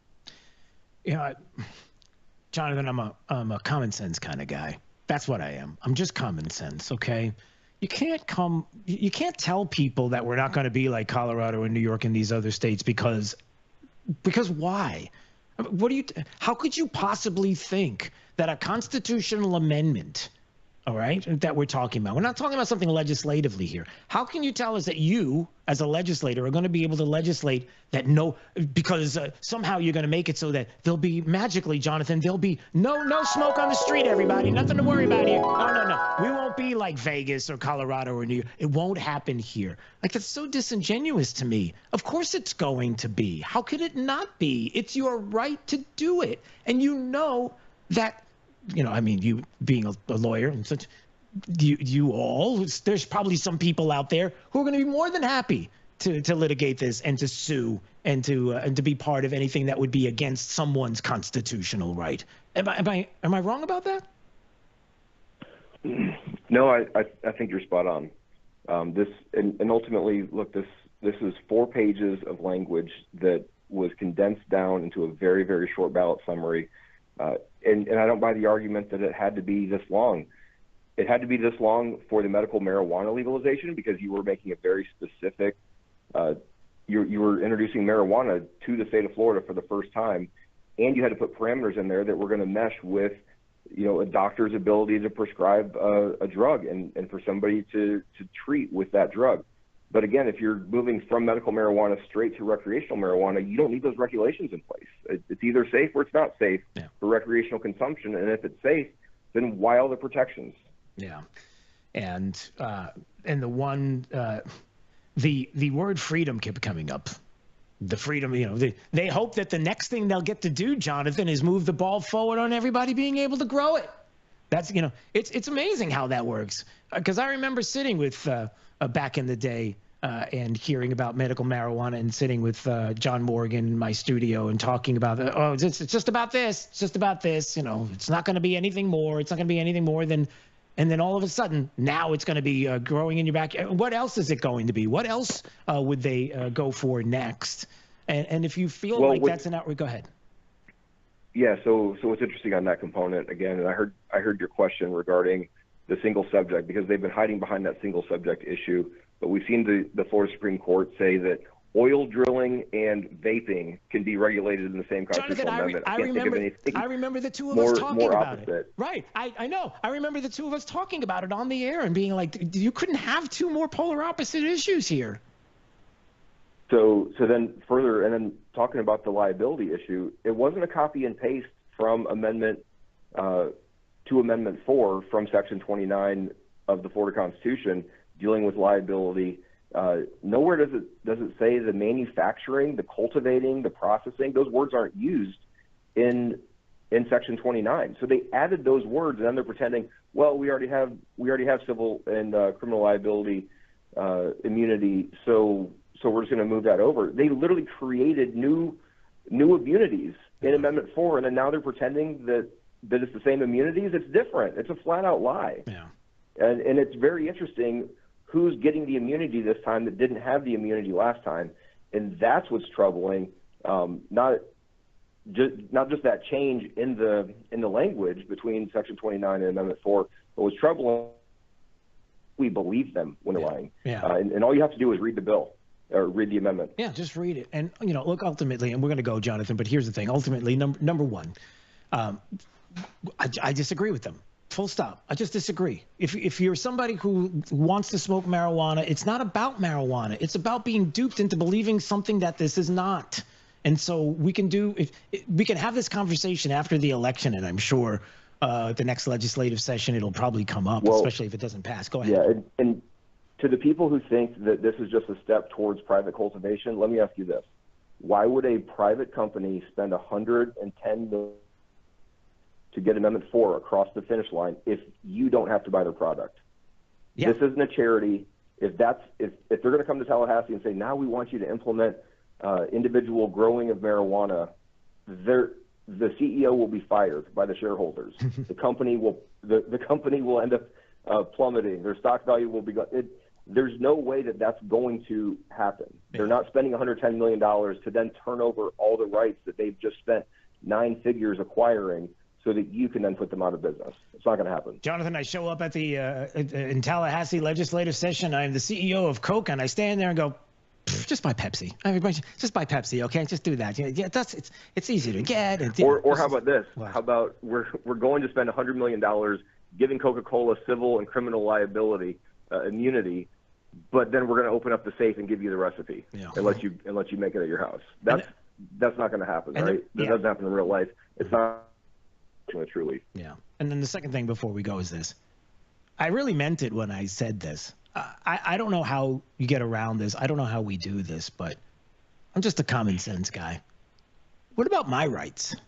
Where are my rights? I don't want my kids, my kid being around it when we're eating at a restaurant. I don't want them to succumb to all the smoke that could be out there on the streets as I'm trying to eat a dinner. I don't want them to be that secondhand. That's inevitably going to be more and more across the state. It's going to happen no matter what you say. What about my rights? What about me? Those are great points, Drew, and I hope everybody who goes to vote thinks about their own rights. Yeah. All right. Good stuff. Hey, you got to go because I got to go. So we go together. Okay. I'll see you later. Take it easy, Drew. All right. Take it easy. That's State Senator Jonathan Martin. He's very serious. He's a serious guy. Well, it's a serious topic. It's not always serious, but I don't know. Just simple questions. Like I said, I'm just a simple guy. All right. Speaking of simple, what else do we have going on Florida's Voice? Hey, this is pretty simple. Where was that clip over there? Oh, okay. Tim Walz wanted to let you know that the whole garbage comment by Joe Biden, I don't know if you know this, but Joe Biden, a couple of days before an election, the biggest election in our lifetime, and it really is, decided to call every Trump supporter garbage. And if I need to play the audio, I'll just play it real quick so you can hear that that's exactly what he said. And don't let anybody tell you that he didn't say that because he literally was saying that. They're good, decent, honorable people. The only garbage I see floating out there is his supporters. Yeah, the only garbage. The only garbage I see floating out there is his supporters. I'm talking about Donald Trump and his supporters. Hey, is that you? Yeah, that might be you. Tim Walz got into the act, trying to spin his way out of well, he really wasn't trying to spin his way out of anything. It sounded like he was doubling and tripling down because he was asked. I want to get your reaction to the president's comments, but I want to put it into a larger context of your recent comment comparing the Sunday Trump rally to a Nazi rally. Yeah, what about that there, Tim? And I would also throw in there Obama's bitter clingers, guns and religion comment from a while back. Yeah, how about that? How about that Obama thing there? Horrible line from Hillary Clinton's campaign. Yeah, remember the deplorables, Hillary Clinton? And the way that Democrats are seen by some voters as disrespecting them. And I have to ask, does that undercut this closing message of unity from your campaign? What about that, Timmy? No, certainly not. And, Nah. for Tony, for me, I've represented rural areas. I've represented Democrats, Republicans, Independents. Same thing with the vice president. Look, you saw a presidential speech last night at the Ellipse that is the... Let me just stop. Pivoting quickly. No, I don't see anything wrong with that. Me calling them Nazis? Nah, there's nothing wrong with that. I mean, that happens all the time, every single day. We're just kidding. It's not... No, we know you're not kidding. You're very serious about that. Check out your history. See what went down. A lot of questions about that. But nothing to see here. Move along. Everything is fine. All right, we got more audio coming up on that. The garbage remarks and the responses on the way. And your phone calls, 866-588-8303. This is Florida's Voice. You're listening to Florida's Voice with Drew Steele.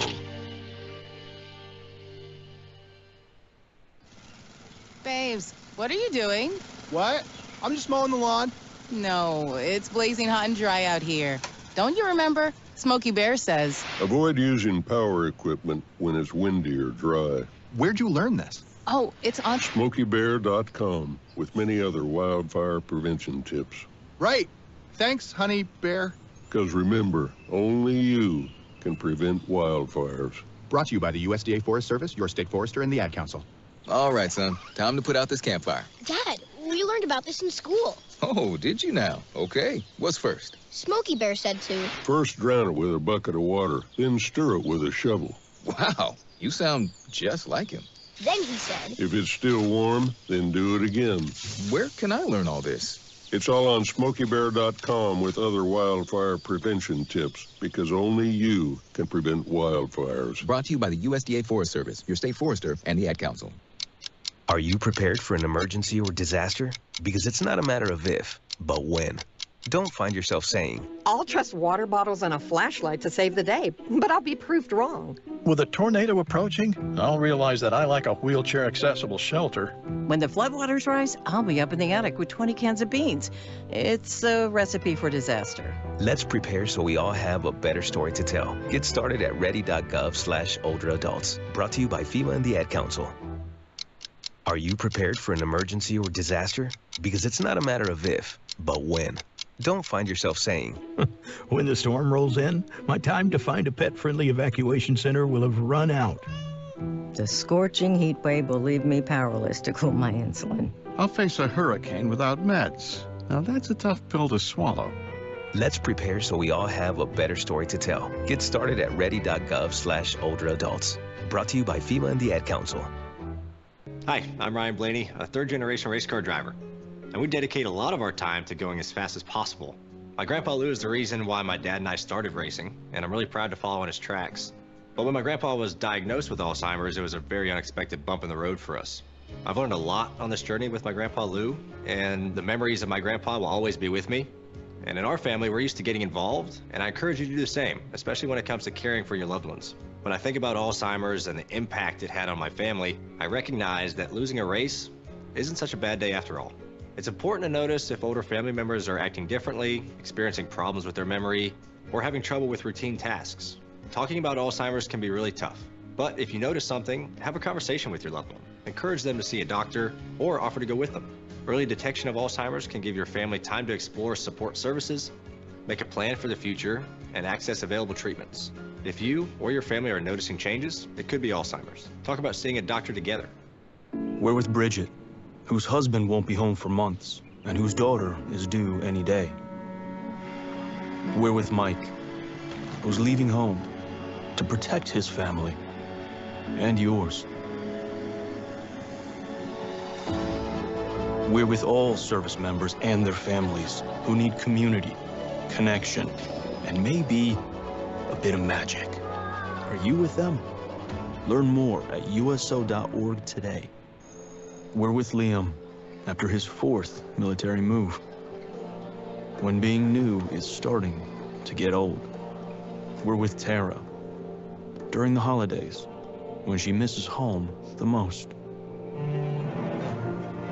We're with all service members and their families who need connection, comfort, and a home away from home.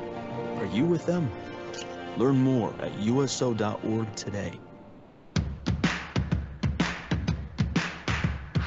Now, back to Florida's Voice with Drew Steele. Hey, listen, anytime you want to call, 866-588-8303. That's the phone number, as we are live each and every day, 3 to 6 p.m., all over the state of Florida. How do I know? Because Michael's in Tampa, and he's on the line right now. Hey, Michael, how's it going? Doing well. What's on your mind, sir? So I wanted to talk about Amendment 3, and even if, you're a Republican, Democrat, and you're for legalization, I just wanted the voters to understand how terrible of an amendment this is. The company that's pushing this amendment recently lobbied to make federally legal cannabis products, including hemp and CBD, a felony via SB 1698. And fortunately, Governor DeSantis saw the economic impact that bill would have had, and their goal was to basically make federally legal hemp a felony prior to hoodwinking voters into voting for their version of legalization, so they would be the only ones who would be able to participate. And, this amendment deprives the people of Florida who want to start a business, it deprives them of economic liberty and economic freedom by basically, and people say it's a monopoly, and, they'd be right to say, no, it's not a monopoly, but it does provide monopolistic privileges to a handful of companies that we currently have in the medical program. Yeah. We have some of the highest prices, lowest quality, and we have massive product shortages on the regular. And in fact, FDAC, the Florida Department of Agriculture and Consumer Services, deleted thousands of consumer health complaints from people dealing with neurological issues, breathing issues, prior to Amendment 3 being introduced. And I think that's kind of convenient that those records were deleted. And in fact, the entire portal where you would go to submit these complaints is completely gone. Yeah, because let me ask you this. I guess the big question is, for a lot of people, does it seem strange, because as we were talking about True Leaves, does it seem strange that they stand to benefit from the passage of this and they spend a lot of money? That kind of rubs people the wrong way, and whether or not you're pro or against marijuana, we should be able to talk about this through the legislative process and get through this and talk about this as Floridians, as opposed to, well, we've talked about this a bunch of times and we wanted it a certain way and we didn't get what we wanted, so we manipulated the language a couple of times and finally got it to get through so that ultimately we can get what we want. All of that just feels, to me, personally, just feels dirty. Does that feel dirty to you? Absolutely. I couldn't agree with you more. I mean, this would basically permanently constitutionally codify those monopolistic privileges. This is not a baby step in the right direction. And for people say, hey, the arrests, this is a baby step in the right direction. We can fix this later. No, we can't. And in fact, if we were to use that logic, we would still be under British colonial rule. I mean, just look at history. If you don't know history, you're doomed to repeat it. Look at the Pine Tree riots, right, with the British Naval Acts, where it basically gave a monopoly to numerous products, including pine trees. Yeah, well, there you go. All right, listen, we've got to jump. Hey, listen, thanks for the call, Michael. I appreciate it. In Tampa, 866-588-8303. I don't know about the Pine Act, but I guess I'm going to have to look into it. D, can you get on that? Big D's going to get on the Pine Act there, D. What was it called? I'm on it. Was it the Pine Valley Act or the Pineapple Act? I forget which one he said. We'll look it up. Probably not pineapple. I don't know if it's – I like pineapples. Pineapple is an underrated fruit, I think, as long as we don't do what Big D does and puts it on pizza. We're not going into that again. Oh, no, we're staying away from that one. Yeah. Anyway, as we move on. Coming up in just a couple of minutes, I believe we're going to be joined by the Agriculture Commissioner, Wilton Simpson. He's on the way. And more of your calls coming up. This is Florida's Voice. You're listening to Florida's Voice with Drew Steele. Some things on your ballot are complicated and some are simple, like Amendment 2. the right to fish and hunt. Amendment 2 is a bipartisan, common-sense measure supported by conservationists, environmentalists, and sportsmen as a humane way to manage Florida's wildlife, protect its natural resources, and promote environmental leadership. So whether you want to protect our environment or our traditions, Amendment 2 is for you. Remember, Amendment 2 is a bipartisan, common-sense measure supported by conservationists, environmentalists, and sportsmen as a humane way to manage Florida's wildlife, protect its natural resources, and promote environmental leadership. If you want to protect our environment or our traditions, Amendment 2 is for you. Paid political advertisement paid for by Vote Yes on Amendment 2, 2640A, Mitcham Drive, Tallahassee, Florida, 32308.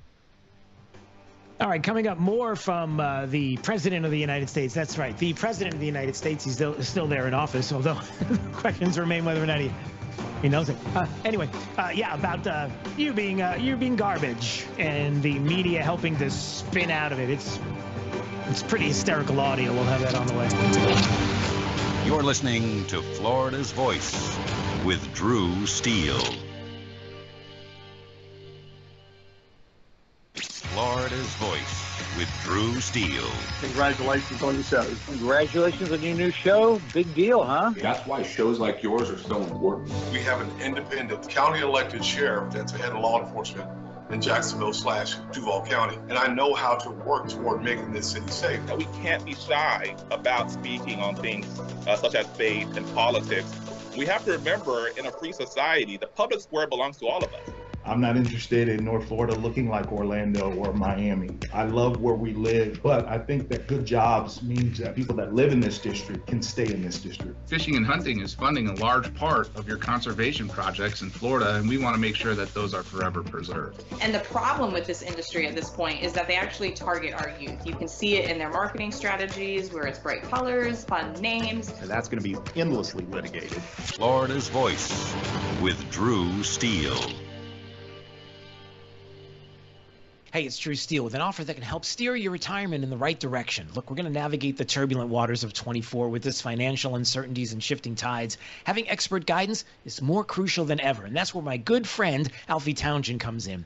As Southwest Florida's certified financial planner professional, Alfie brings expert knowledge and insight. His latest book, Making Waves in Retirement, isn't just a guide. It's your navigational compass for mastering the financial seas. With decades of experience, Alfie has crafted a powerful roadmap to help you chart your course and make impactful waves in your retirement.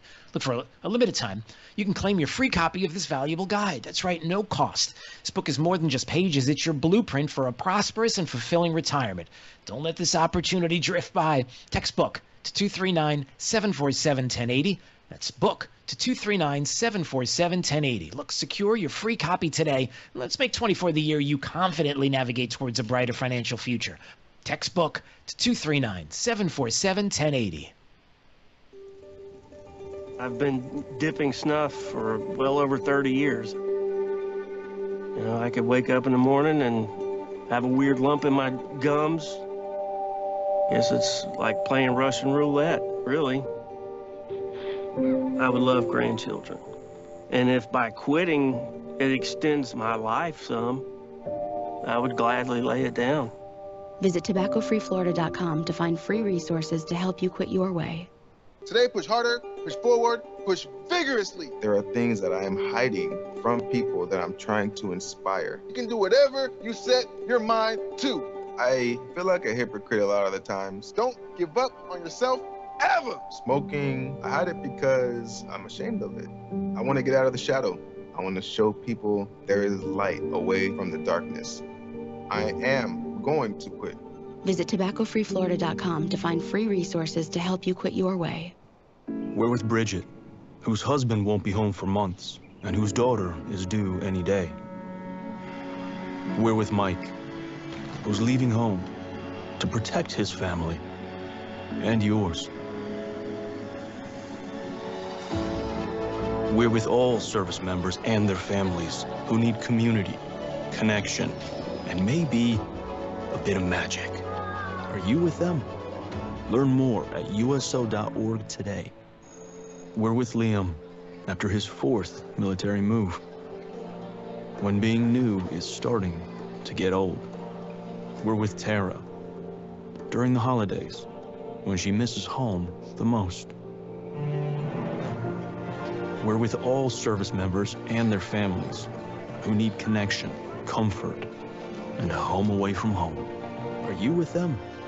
Learn more at uso.org today. Radical anti-hunting forces are working to ban fishing and hunting across the country. These extreme attacks on our heritage must be met. Thankfully, the International Order of T. Roosevelt is fighting back as the nation's premier organization defending our rights to fish and hunt. This April, you can step into the arena with us and join our fight in Naples, Florida. Join us at the historic Ritz-Carlton Tiburon and hear from world-class speakers, including Tucker Carlson. The annual event is the best place for conservationists, anglers, hunters, and all those who want to protect the outdoors to come together, build strategies to protect our rights, and expand opportunities in the future for generations to come. Visit IOTR.org to learn more about our organization and to sign up to see Tucker in April. Visit IOTR.org to learn more about our organization and to sign up to see Tucker in April. You don't want to miss this event. What I know about courage, I learned from my adoptive mom. She said sometimes you just gotta hold on and know we'll get through this. Mom, we are so high up. Hold my hand. No, you hold my hand. Here we go. Learn about adopting a teen from foster care. You can't imagine the reward. Visit adoptuskids.org to find out more. I learned patience from my adoptive dad. All he had to say was, "Hey, you got this. Just breathe." Hey, we're pretty good. Yeah. Might have to start a band. I got it. Learn about adopting a teen from foster care. You can't imagine the reward. Visit adoptuskids.org to find out more. This message is brought to you by Adopt US Kids, the U.S. Department of Health and Human Services, and the Ad Council. Thank you for waking us all up out here, for all you do. Thank you for giving us a voice. For being out there helping keep the constitutional republic. I want to thank you for your support for veterans in the military. Educating us. Standing up for conservatism. Giving us the truth. Florida's Voice with Drew Steele. Hey, that's me. And that's us. Here we are. It's Florida's Voice. Thanks for watching, listening. We appreciate it. First of all, thanks to everybody who's going to flvoicenews.com, Florida's Voice. You can watch the program there. Just click on my mug. You can go to our social media platforms, FL Voice News, to watch on Rumble, YouTube, X. Maybe you want to listen at your convenience 24 hours a day. You can go to drewsteele.com, the website. Steele has 3 E's, and you can listen at your convenience, as it were, and as it is, and as it has been. All right, scheduled to join us in just a little bit is Wilton Simpson, the Agriculture Commissioner here in the great state of Florida. So we're waiting for his call, awaiting his call in just a minute. And also some of the fun audio that has been out there just in the past 12 hours. It doesn't get any more strange than a reading off the laptop, I guess, moment from Joe Biden, where he decides to tell half the country that's the only garbage I see floating out there is his supporters. The only garbage that he sees floating out there with regard to Donald Trump are his supporters. Now, in full context, remember he was talking about just the other day, a speaker at his rally called Puerto Rico a floating island of garbage. Well, let me tell you something. I don't know the Puerto Rican that I know.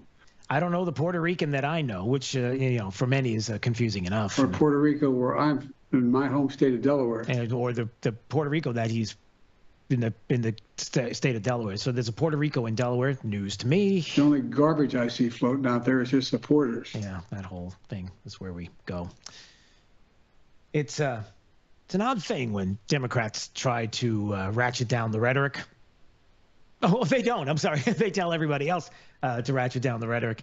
And in the meantime, they have no desire to ratchet. Maybe they just don't know how to use a ratchet. That's the problem. It's hard to ratchet something down if you don't even know what the ratchet is necessarily. So there's always that part of it.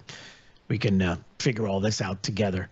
The View thinks that they have the perfect point of view on this. I got to play that audio coming up in just a bit, and Whoopi and the humorously named Joy Behar, because there's really no joy in her, that we can discuss their impressions of this. And then some of the other things that are going on that we have to keep an eye on. A lot of news that is out there that is breaking, and so I'm so glad you're here to check it out. I'm so glad that Wilton Simpson is joining us right now on Florida's Voice. I believe he's with us. Here he is. How are you, sir? Hi, Drew. How are you tonight? I am excellent. Everything's good, although I'm still trying to figure out whether or not I'm garbage or not. Apparently I'm garbage. I had no idea. It's yeah. How do you? Well, you know, either you're a deplorable or you're, just go down the list of things that we all are, right? Garbage, deplorables, Walmart shoppers. Clinging to our guns and Bibles. We're clinging to our guns and Bibles, right? My goodness. I was just joking about the reason why they can't ratchet down the rhetoric is because they don't know how to use a ratchet. See, that's the problem. Democrats just doesn't know how to properly use the ratchet. And that's what it is. Are you saying they should have went to a vocational school instead of Harvard or Yale? Look at you. You see, this is why people love you, because you got it fast. That was good. That's right. Boy, don't get me started, because if you really want to go there right now, we can go there. Maybe we should. Hey, kids. There's a lot of great jobs out there. Vocational, if you go to these vocational schools, you'll be surprised how much money you'll make. It's pretty impressive, and you're needed. Should we go down that road? Hey, I lived on that road. When I was in the Senate and Senate President, we funded hundreds of millions of dollars of efforts towards vocational education. And, of course, my whole life I've been a farmer/vocational person, right? I've been a general contractor and asbestos contractor and all the things. And so you're right. But I'm going to give you an example, Drew, and I'm going to try to do this quickly. But I've got a good friend of mine who's in the plumbing business for all of his career. And the last 5 years of his career, he said, hey, well, I'm not going to do the commercial jobs anymore. I'm just going to do service calls. And I said, but Dave, what do you mean? You need to do our work in your service calls. I can't do it. I'm getting too old. I said, well, what are you doing? He said, I've got a pickup truck, I've got an account at Home Depot. And he said, I've got a phone recorder at my house that takes calls. Ooh. Oh, we lost him. Oh, no. Get him back, Nina. Get him back. Oh, I don't know what happened, but you heard that. He dropped. That's okay. He'll come back. Maybe it was his buddy didn't like he was telling the story. Like, why are you telling this story about me? So he got cut off there. All right, he's calling back. We'll get him back on in just a second. That is the Agriculture Commissioner, Wilton Simpson, who's telling the great story. All right, I don't know what happened, sir. You're back on the air. All right, we've got you. So he's got the truck. He's got the account. He's got a truck. He's got the account at Home Depot.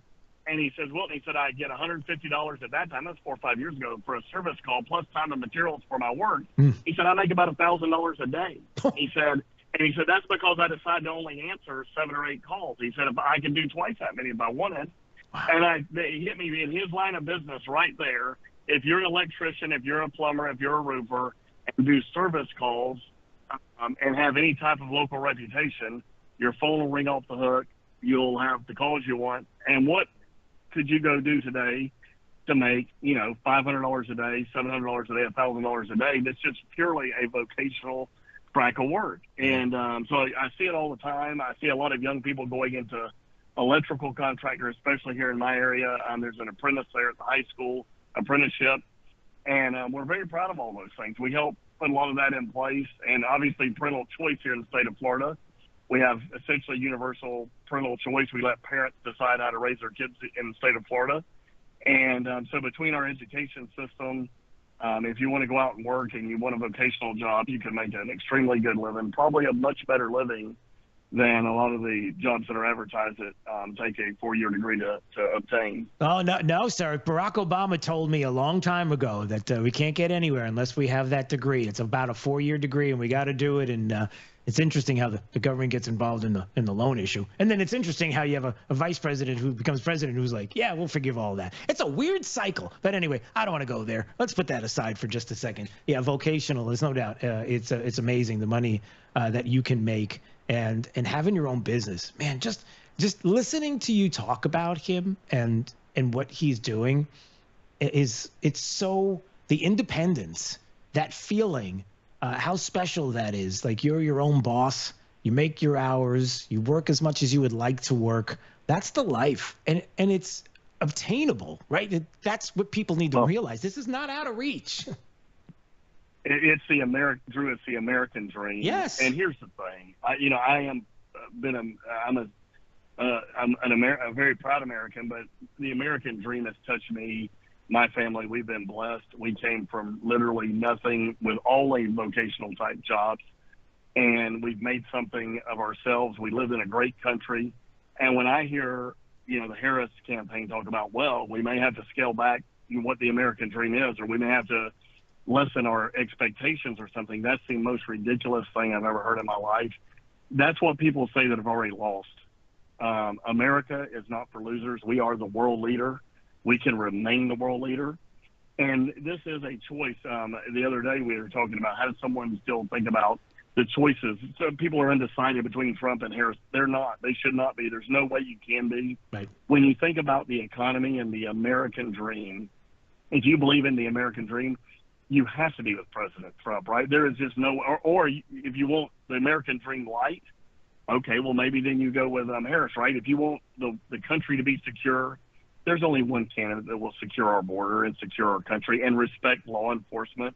That's President Trump, right? There's only one candidate that understands how to run an economy, that has run this economy, the United States economy, but has also done it in the private industry. There's only one of those, and that's President Trump. And so there's no choices here.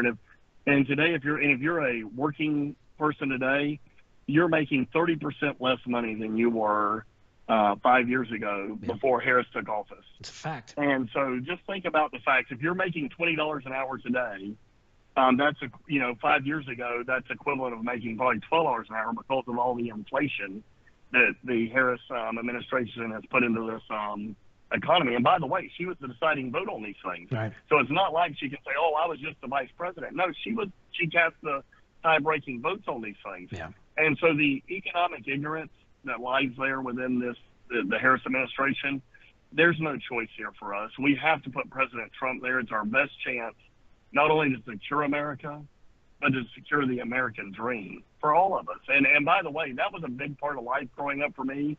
I'm almost 60 years old now.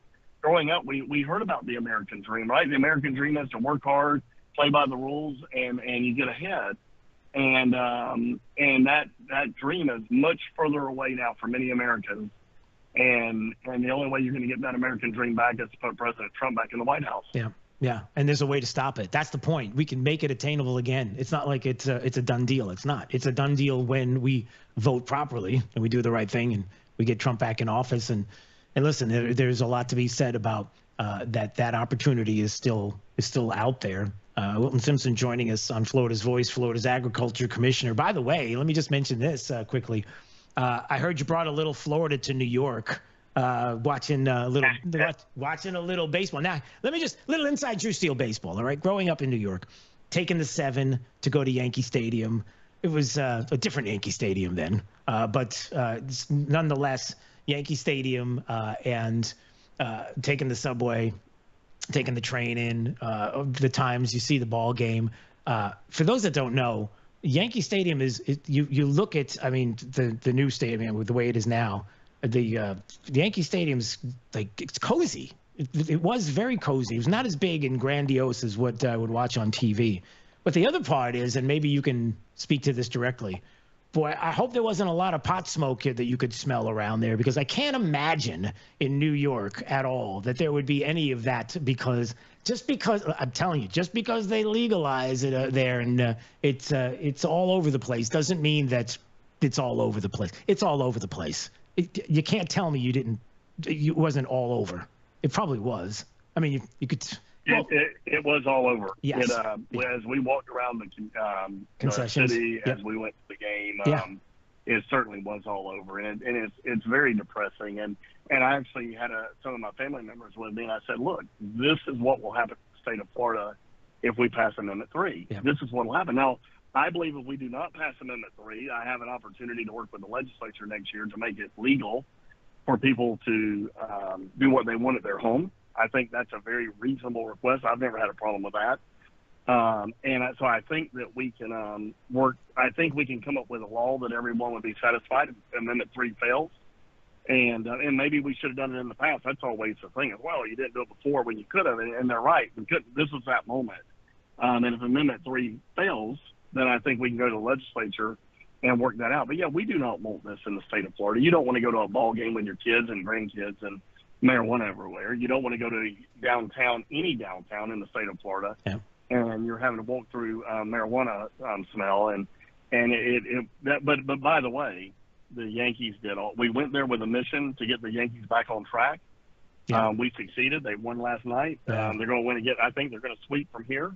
Yeah. And so I think we're on track to get this thing done for us. How about the kid? I didn't play this audio. But what about that kid, that guy that tried to pull the baseball out of Mookie's glove? Did you see that live? Did you watch that? Did they show it on the screen? Did they show it on the screen afterwards? Because that was crazy. We were sitting, we were across from him, but we were close enough to see that there had been interference. Right. And it's nuts. And for those that don't know, I think he probably had to take a long walk out of the stadium. Yeah. And he probably will never get invited back. For those that don't know, it was going to be a home run ball, right? Mookie jumps up, Dodgers, catches the ball in the glove. The guy in the stands grabs his glove. Another guy grabs his arm, and the guy who has the glove forcibly opens up the glove as he catches. This is during the game to take the ball. I've never seen anything like it, but it's New York, and there's a whole other side. Maybe I have seen something like it, but in a different way. But yeah, it was crazy. They're trying to steal the baseball out of his glove during the game. I've never seen anything like it. But you brought him a win, so they must be very appreciative, sir. They must be very appreciative of you. And we had a lot of business to do today in the state of Florida, or we might have stayed for tonight's game. And I'm on my way to Destin now. Yeah. To do an event up here with Farm Bureau, and nice. And we've got a lot of hurricane cleanup here that we're doing in Central Florida still here in my area of the state, in East Pasco, in Rich Manor area. So I had to get back and make sure that we're taking care of business. And you bet. But no, it was a great game and a great time. All right, good stuff.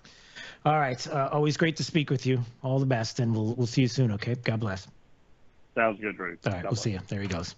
That is the Agriculture Commissioner of the great state of Florida, Wilton Simpson, joining us on Florida's Voice. I think we could say he's friend of the show. And what a crazy Big D. Did you see that moment? Did you watch that? I didn't watch it live, but right. I did see the clips, and it's unbelievable. It's probably the most blatant fan interference I've ever seen watching baseball. Yeah, Mookie Betts basically got mugged at a baseball game in game. See if I have. Do I have the audio of that? Wide right by Torres. Betts in the corner. Does he have room? Fights with the fan. And they're going to say that it's an out and fan interference. And yeah, Betts has that ball in his glove, and this fan literally tries to take his glove off. Pries the ball out of there. A for effort. Well, he won't be watching the game much longer. Yeah, he won't be watching it much. By the way, I think it was a foul ball. It wouldn't have been a home run. It was just a foul ball. But still, the guy tried to take the glove out. It was so crazy. He did get ejected. And now he's the subject of memes all across social media. Have you seen any memes of this guy with the glove? Have you seen that whole thing? Yeah, there's ones where there's a Republican reaching up trying to put his ballot in the box, and there's a Democrat in the stands holding a lighter, going to light it on fire. Oh, my gosh. Yeah, I don't know. We don't want to get too crazy, but yeah, it's nuts. I couldn't believe that. Some of the things that are going on, you can't believe. The good news is we don't have to really worry about election integrity because we don't have a whole lot of issues going on that. It looks like it's pure and clean and things are working out really well. Breaking news. A bombshell. Just kidding. This just in. You want to play this audio? Yeah, go ahead. Play it. Voter access terminals in the counties that use them, and the voter access terminals, of course, not all the machines, just the ones that are accessible, have an issue with the straight party voting and a programming issue that's again affected the machines nationwide. Oh boy, why do we have to go through this in other states? Not Florida, everybody, because we're fine here, but in other states like Michigan, who we're told now there's a nationwide issue with access terminals for these machines that they have. Not all the machines, just the ones that are accessible. Big D, what does that mean? Not all of them, just the accessible ones. That means we own machines that work, but the ones that are out that you're using to vote are not. Okay. Whoa. They only have with the straight up party voting and a programming issue, that's again affecting the machines nationwide. There's ways we can fix this. See, we can do this. We can fix this problem. I don't understand. I mean, I do. You know what it is. Hold on. You know what it is. But Democrats. That's right. It's but Democrats. It's just if we didn't have Democrats, we probably would have no election integrity issues whatsoever. Just feels that way. Maybe it's just me. I don't know. That's all right. So one problem. What's the big deal? Michigan. They'll figure it out. I mean, I know it's nationwide, but at least we don't hear a whole lot more of anything else going on, in particular in certain states. I mean, it's just the one. Breaking news. A bombshell. Hold on, it's just make it stop. Hey, if you're in Colorado, the Secretary of State has done something very, very strange. Secretary Griswold told me today that she had not decided whether to tell you, the public, about that password leak before she got called out on it publicly today. I asked Secretary Griswold whether she takes responsibility for this election security breach in the same way that she has held others accountable. And we discussed a string of errors by her office that can damage voter confidence. That's really weird. Hey, if you live in Colorado, land of recreational marijuana, I'm just throwing that in there because I don't want it here. Say no to 3. The office of the Democrat Colorado Secretary of State, that would be Jenna Griswold. By the way, Jenna Griswold, the same Jenna Griswold who tried to get Trump off the ballot, just in case you're wondering. Accidentally, quote unquote, accidentally, oops, my bad, posted passwords for Colorado's voting systems online. Passwords were available for months and are tied to active voting machines. Active machines. So the active. So I want in the Michigan deal, it's like with the non-active. That's the active. That's kind of the non-acting, but it's not all the machines. It's the ones that are accessible. So it's the accessible machine that's not accessible that's now accessible. And oh, by the way, here are the passwords. She had them out there, and one of the news organizations locally wanted to get some answers to that. But I don't know if you're going to get any. Yep. So be thankful that you live in the state of Florida. Be thankful that you are here. It sure would be nice to spread the word to other states, how easy it is to make things happen like election integrity and how you don't have to wait 14 days to figure it all out because we get it done here. Seems like all the time. But for Democrats, so there's that. It's nothing to worry about. Piece of garbage. Look, that's not my words. That's Joe Biden. Joe Biden thinks I don't think you're a piece of garbage. I happen to think you're a very nice person, and I'm not sure I like what you're wearing today. You probably had a different outfit you could have picked. But other than that, you're a great person. I don't think you're a piece of garbage. Only Joe Biden thinks that of you, as long as you're voting for Donald Trump. The only garbage I see floating out there is his supporters. You betcha. Hey, did Whoopi Goldberg have something to say about this and Joy Behar on The View? Because I have to tell you, if they say something about it, you could take it to the I was going to say the bank, but I would be lying about that. What did they say about the garbage comment today? So I don't understand why you clutching your pearls, because you're trying to make something out of a tongue slip. Yeah. Hillary called these folks deplorable. Yeah, okay. Okay. So you're making something, you're clutching your pearls because it's a tongue slip, and yeah, so what? Hillary Clinton back in the day called you all deplorables. Okay. Really? That's okay? Well, of course it's okay with her because same team. What did the humorously named Joy Behar, because she's not joyful at all. What did she say? Wait, for months and months we've been hearing how Joe Biden is in dementia, that he's old, he's doddering, he can't remember. All of a sudden, he's clear as a bell. But which one is it? If he's clear as a bell, he said something he shouldn't have said about half the country. If he's not clear as a bell, then he's got dementia. In which case, why is he still president of the United States? Joy Behar, you don't seem to have a problem with that. It's weird how that works. You're listening to Florida's Voice with Drew Steele. I'm Chris Jakimick. I served in the United States Air Force, and I deployed 3 times. Being a veteran, it's interwoven into your DNA. It is really the absence of the connection and the purpose that can really drive a lot of veterans to some negative thoughts. For those who are in a suicidal crisis, the window of time to save somebody's life is very short. Our duty is to protect ourselves and protect our families. And one way you can do that is store your weapons safely. Store all your guns securely. Help stop suicide. Brought to you by End Family Fire and the Ad Council. Hello, this is Earl Nightingale for Soundcheck Studios. Have you ever wondered how jingles are made? Together we'll make America great again. We'll make it great. Together we'll make America great again. We'll make America great. Together we'll make America great again. We'll make it great. How would you like to have a custom jingle made for your political campaign? Soundcheck Studios can make the perfect jingle for you right now.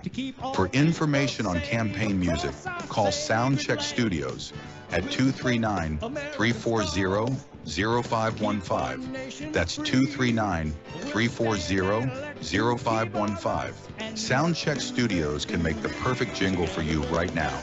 Call Soundcheck Studios at 239-340-0515. America great again. We'll make it great. What I know about courage, I learned from my adoptive mom. She said sometimes you just gotta hold on and know we'll get through this. Mom, we are so high up. Hold my hand. No, you hold my hand. Here we go. Learn about adopting a teen from foster care. You can't imagine the reward. Visit adoptuskids.org to find out more. I learned patience from my adoptive dad. All he had to say was, "Hey, you got this. Just breathe." Hey, we're pretty good. Yeah. Might have to start a band. I got it. Learn about adopting a teen from foster care. You can't imagine the reward. Visit adoptuskids.org to find out more. This message is brought to you by Adopt US Kids, the U.S. Department of Health and Human Services, and the Ad Council. Radical anti-hunting forces are working to ban fishing and hunting across the country. These extreme attacks on our heritage must be met. Thankfully, the International Order of T. Roosevelt is fighting back as the nation's premier organization defending our rights to fish and hunt. This April, you can step into the arena with us and join our fight in Naples, Florida. Join us at the historic Ritz-Carlton Tiburon and hear from world-class speakers including Tucker Carlson. The annual event is the best place for conservationists, anglers, hunters, and all those who want to protect the outdoors to come together, build strategies to protect our rights, and expand opportunities in the future for generations to come. Visit IOTR.org to learn more about our organization and to sign up to see Tucker in April. Visit IOTR.org to learn more about our organization and to sign up to see Tucker in April. You don't want to miss this event. Hi, I'm Ryan Blaney, a third-generation race car driver, and we dedicate a lot of our time to going as fast as possible. My grandpa Lou is the reason why my dad and I started racing, and I'm really proud to follow in his tracks. But when my grandpa was diagnosed with Alzheimer's, it was a very unexpected bump in the road for us. I've learned a lot on this journey with my grandpa Lou, and the memories of my grandpa will always be with me. And in our family, we're used to getting involved, and I encourage you to do the same, especially when it comes to caring for your loved ones. When I think about Alzheimer's and the impact it had on my family, I recognize that losing a race isn't such a bad day after all. It's important to notice if older family members are acting differently, experiencing problems with their memory, or having trouble with routine tasks. Talking about Alzheimer's can be really tough, but if you notice something, have a conversation with your loved one. Encourage them to see a doctor or offer to go with them. Early detection of Alzheimer's can give your family time to explore support services, make a plan for the future, and access available treatments. If you or your family are noticing changes, it could be Alzheimer's. Talk about seeing a doctor together. To some, the sound of a baby babbling doesn't mean much, but that's not true. They're testing out vowels and consonants and trying different sounds. And by 12 months, their babbling is beginning to take on meaning, especially if there's no babbling at all. Little to no babbling by 12 months or later is just one of the possible signs of autism in children. Learn more at autismspeaks.org. Hey, it's Drew Steele with a game-changing offer for those ready to master their retirement journey. Look, we're going to navigate unpredictable waters in 24. An election year marked by financial uncertainty. It's crucial. You've got to have expert guidance. That's where my good friend Alfie Townsend comes in. The Southwest Florida certified financial planner professional, Alfie brings unparalleled experience and insight to the table. His latest book, Making Waves in Retirement, it's not just a guide. It's your strategic compass for navigating the financial seas with confidence. Look, with decades of experience, Alfie has created a powerful roadmap. It'll help you chart your course and make meaningful waves in your retirement. And for a limited time, you can get your hands on this book free. That's right, no cost. The book is more than just a collection of stories. It's a blueprint for achieving a prosperous and fulfilling retirement. So don't miss out. Text book to 239-747-1080 right now. It's book to 239-747-1080 and claim your free copy today. Let's make 24 the year you confidently steer towards a brighter financial future. Text book to 239-747-1080.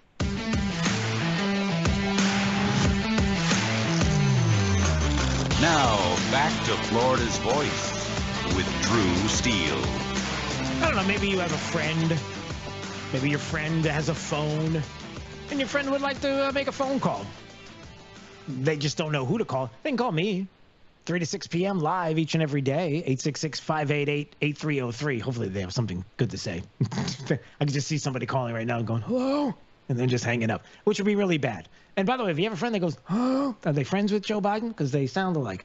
Anyway, we should stop doing that. Hey, if you're watching us, thank you at FL Voice News on YouTube, Rumble, or X. If you're listening 24 hours a day at drewsteele.com, the website. Steele has 3 E's, S-T-E-E-L-E. You can go there and listen anytime you like. We appreciate that as well. All right, top 5 audio clips of the day. This is the 5, my top 5 audio clips. Here we go. 5, 4, 3, 2, 1. This is Drew's top 5. Number 5. Voter access terminals in the counties that use them, and the voter access terminals, of course, not all the machines, just the ones that are accessible, have an issue with the straight party voting and a programming issue that's, again, affected the machines nationwide. Listen, nationwide, I'm sure it's not a big problem. We'll get it fixed. That's Michigan's Secretary of State. Is that who that is? Who is letting people know that, listen, yeah, we got a little bit of an issue here with some of the machines here and people voting. And I know it's one of those things that we really can't have that, but it's kind of going on right now, and we'll get it fixed. I mean, I added all of that. It sounds like it's a hot mess there in Michigan. What? Number 4. I want to get your reaction to the president's comments, but I want to put it into a larger context of your recent comment comparing the Sunday Trump rally to a Nazi rally. And I would also throw in there Obama's bitter clingers, guns and religion comment from a while back, the deplorable line from Hillary Clinton's campaign, and the way that Democrats are seen by some voters as disrespecting them. And I have to ask, does that undercut this closing message of unity from your campaign? No, certainly not. Nope. No distraction. I mean, it's just how we feel. I mean, what are you going to do? That's Timmy Walsh, who was being asked about the garbage comment by Joe Biden, the Trump supporters being garbage. Is that, I mean, Hillary Clinton deplorables, Barack Obama clinging to their guns and their Bibles, and now this. You think that it's no big deal. Everything's fine. Move along. No, really. Go ahead. Move along. Number 3. I don't think it's right to say that people have to vote for Donald Trump because the economy is better there. I don't believe that. Wait a second. Oh, that's Bill Clinton. Bill Clinton is the gift that keeps giving on the campaign trail for Donald Trump. So Bill Clinton's at a Harris Waltz event. And I know it is because I'm looking at the podium and it says Harris Waltz. He knows that too, right? He wants to let people know that the economy was better under Trump. But that he still shouldn't vote for him because it was better then. Like, don't do it, but it was better. But don't, because oh, it's just too good. Number 2. I also think, and it's really frustrating, I think it's what he believes. And I think we hear it on the... let's be clear. It's what almost every Democrat elected official in the country actually believes. That is what I was going to be the rest of my sentence. Whoa. So there is an interview going on with Sean Spicer and Mark Halperin, and I don't know who the other dude was, forgive me. But that was the other dude who was talking about the comments made by Joe Biden about you being garbage. And he thinks that he really feels that way. Wasn't off a piece of paper. He just feels that way, honestly. And there's Mark Halperin who's like, yeah, let's be honest. Democrats feel that way as well. I mean, that's what Democrats think. Hey, if you're a Democrat here in the state of Florida, is that what you think? Number 1. And just the other day, a speaker at his rally called Puerto Rico a floating island of garbage. Well, let me tell you something. I don't know the Puerto Rican that I know, or Puerto Rico where I'm in my home state of Delaware. They're good, decent, honorable people. The only garbage I see floating out there is his supporters. His demonization of things is unconscionable, and it's un-American. It's totally contrary to everything we've done, everything we've been. It's Joe Biden. He's talking to Voto Latino. He's talking about garbage. Garbage being you. Just gonna leave that right there. Drew's Top 5. What do you do with that? Seriously, if you're a Florida Democrat, well, you know what? I don't have to ask you. I already know the answer. If you're a Florida Democrat, that's what you think. You think we're garbage. See, we think politically that we believe in a different America than you do. We think politically differently than you do. I don't think you're garbage. Well, maybe some people think you're garbage. I don't personally, me personally, Drew Steele talking, I don't think you're garbage because you think differently than I do politically. I think you're wrong. That's what you are. And it's okay.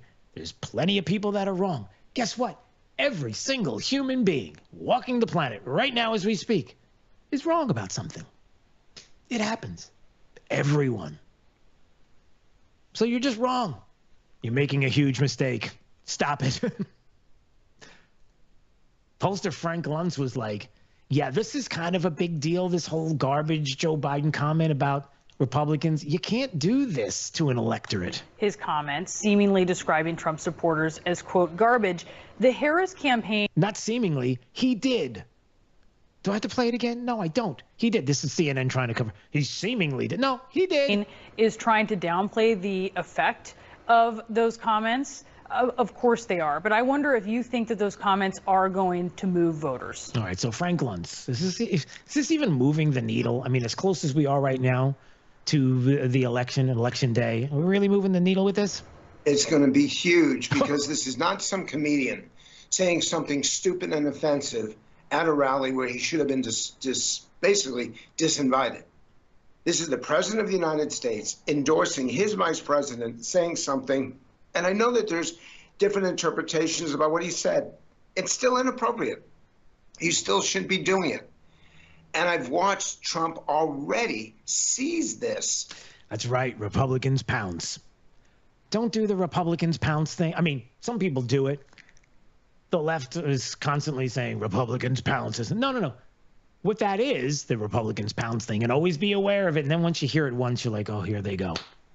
The Republicans pounce thing is, hey, we caught you lying. Hey, we caught you doing something, so we want to tell people about it. Oh, it's Republicans pounce. They shouldn't do anything like that. No, actually we should, because you don't. The media won't. So there's Frank Luntz, big pollster, was like, yeah, this is going to be huge, because it's not a comedian. It's the president of the United States who thinks half the country is garbage. I don't know. Does it have an effect? Does it affect you? Maybe you want to call and comment on this right now. We are live 3 to 6 p.m. each and every day. 866-588-8303. Maybe you have a thought on this right now as you're driving home from work or whatever it is you're doing. Does this move the needle? Frank Luntz thinks it moves the needle. I think where we are right now, I think there's no needle to move. I think the polls, I think the people that have voted already, I think people that are getting ready to vote maybe in the next couple of days or just waiting for election day, I think you're good. I think the country's good. Anybody who tells you, oh, I'm undecided, no, you're not. You're not undecided. You're just somebody who's trying to decide how you're going to be able to vote for Donald Trump and not let anybody know. That's what you are. I can't do it because Donald Trump is just, as a person, listen, you're not voting for your best friend. You're voting for somebody who's going to save the country. Or do you want more of this? And then some. I mean, you like your speech censored? You like a political party that tells you that you yell Jesus is king and you're not welcome here? I don't know. I'm just asking that question. Does it move the needle? I don't know.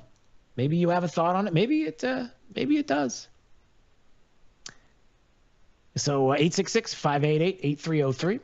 Yeah, just I see some calls coming in, so I'll wait a second and get those in and see who's calling, and also some of the other things that are going. No, I'm really curious what you think about this. Does it move the needle?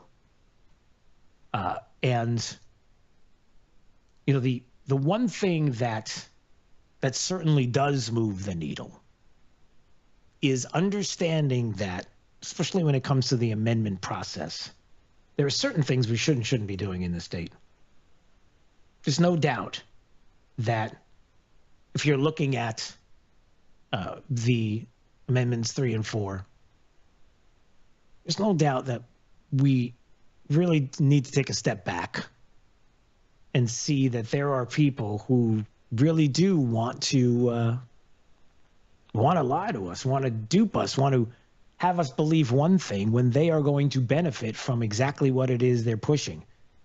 It's still hard for me to believe you've got the CEO of TrueLeave, who was on just a little while ago on this program, who was willing to admit that they spent over $100 million plus pushing Amendment 3 to get it over the threshold, and they stand to benefit from it. People don't like that. You know, it's not a good thing.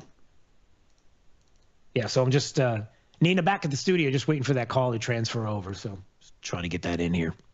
All right, 866-588-8303. So just got to move it in.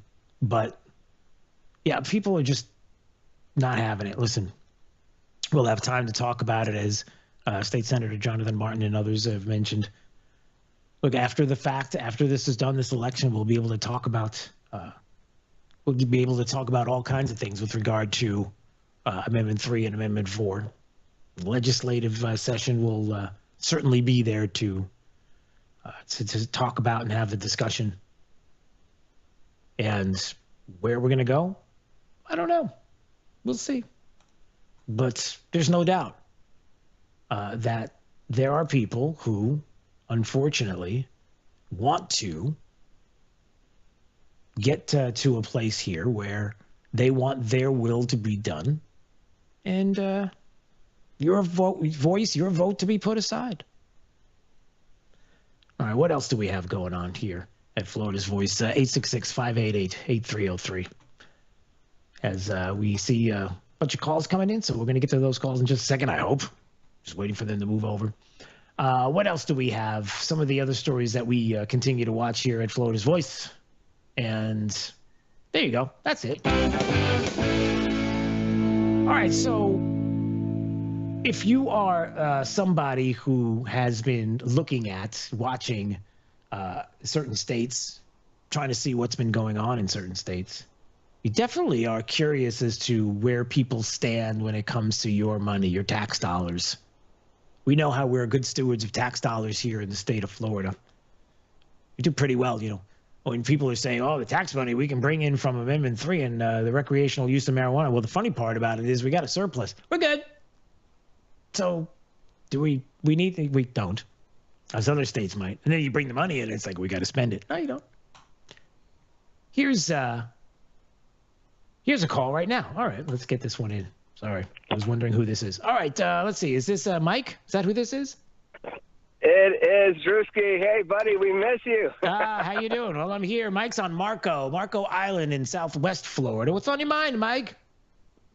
Well, we really need some Drew's College, but that's not the point. The point is that Joe Biden's comments are not a surprise to anybody who's following the demon cats, because we all know what they are. We all know what they want to do. They're not fooling anybody, not fooling you, not fooling me, and they're just letting the cat out of the bag. And so don't be surprised about it. And if Kamala gets in, God forbid, we're going to be dealing with a lot more of that kind of CRAP. So you don't see it, right? You don't see it moving the needle. You don't see that happening, right? No, not at all. Anybody who's watching anything, I'm not surprised at all. Right, and people live. And Mike, to your point. And listen, Mike, thanks for the call. Call anytime. We appreciate it there, Mike, on Marco Island. We appreciate it on Florida's Voice. Listen, to his point, I think it's important. It doesn't move the needle. We've already made up our minds. We're ready to go. I mean, people right now are ready. Like, let's go. Let's get this going. Next week can't come soon enough. The changing of the time and the whole springing forward and falling back, I can do without that. But as far as the week, yeah, I'm ready. You're listening to Florida's Voice with Drew Steele.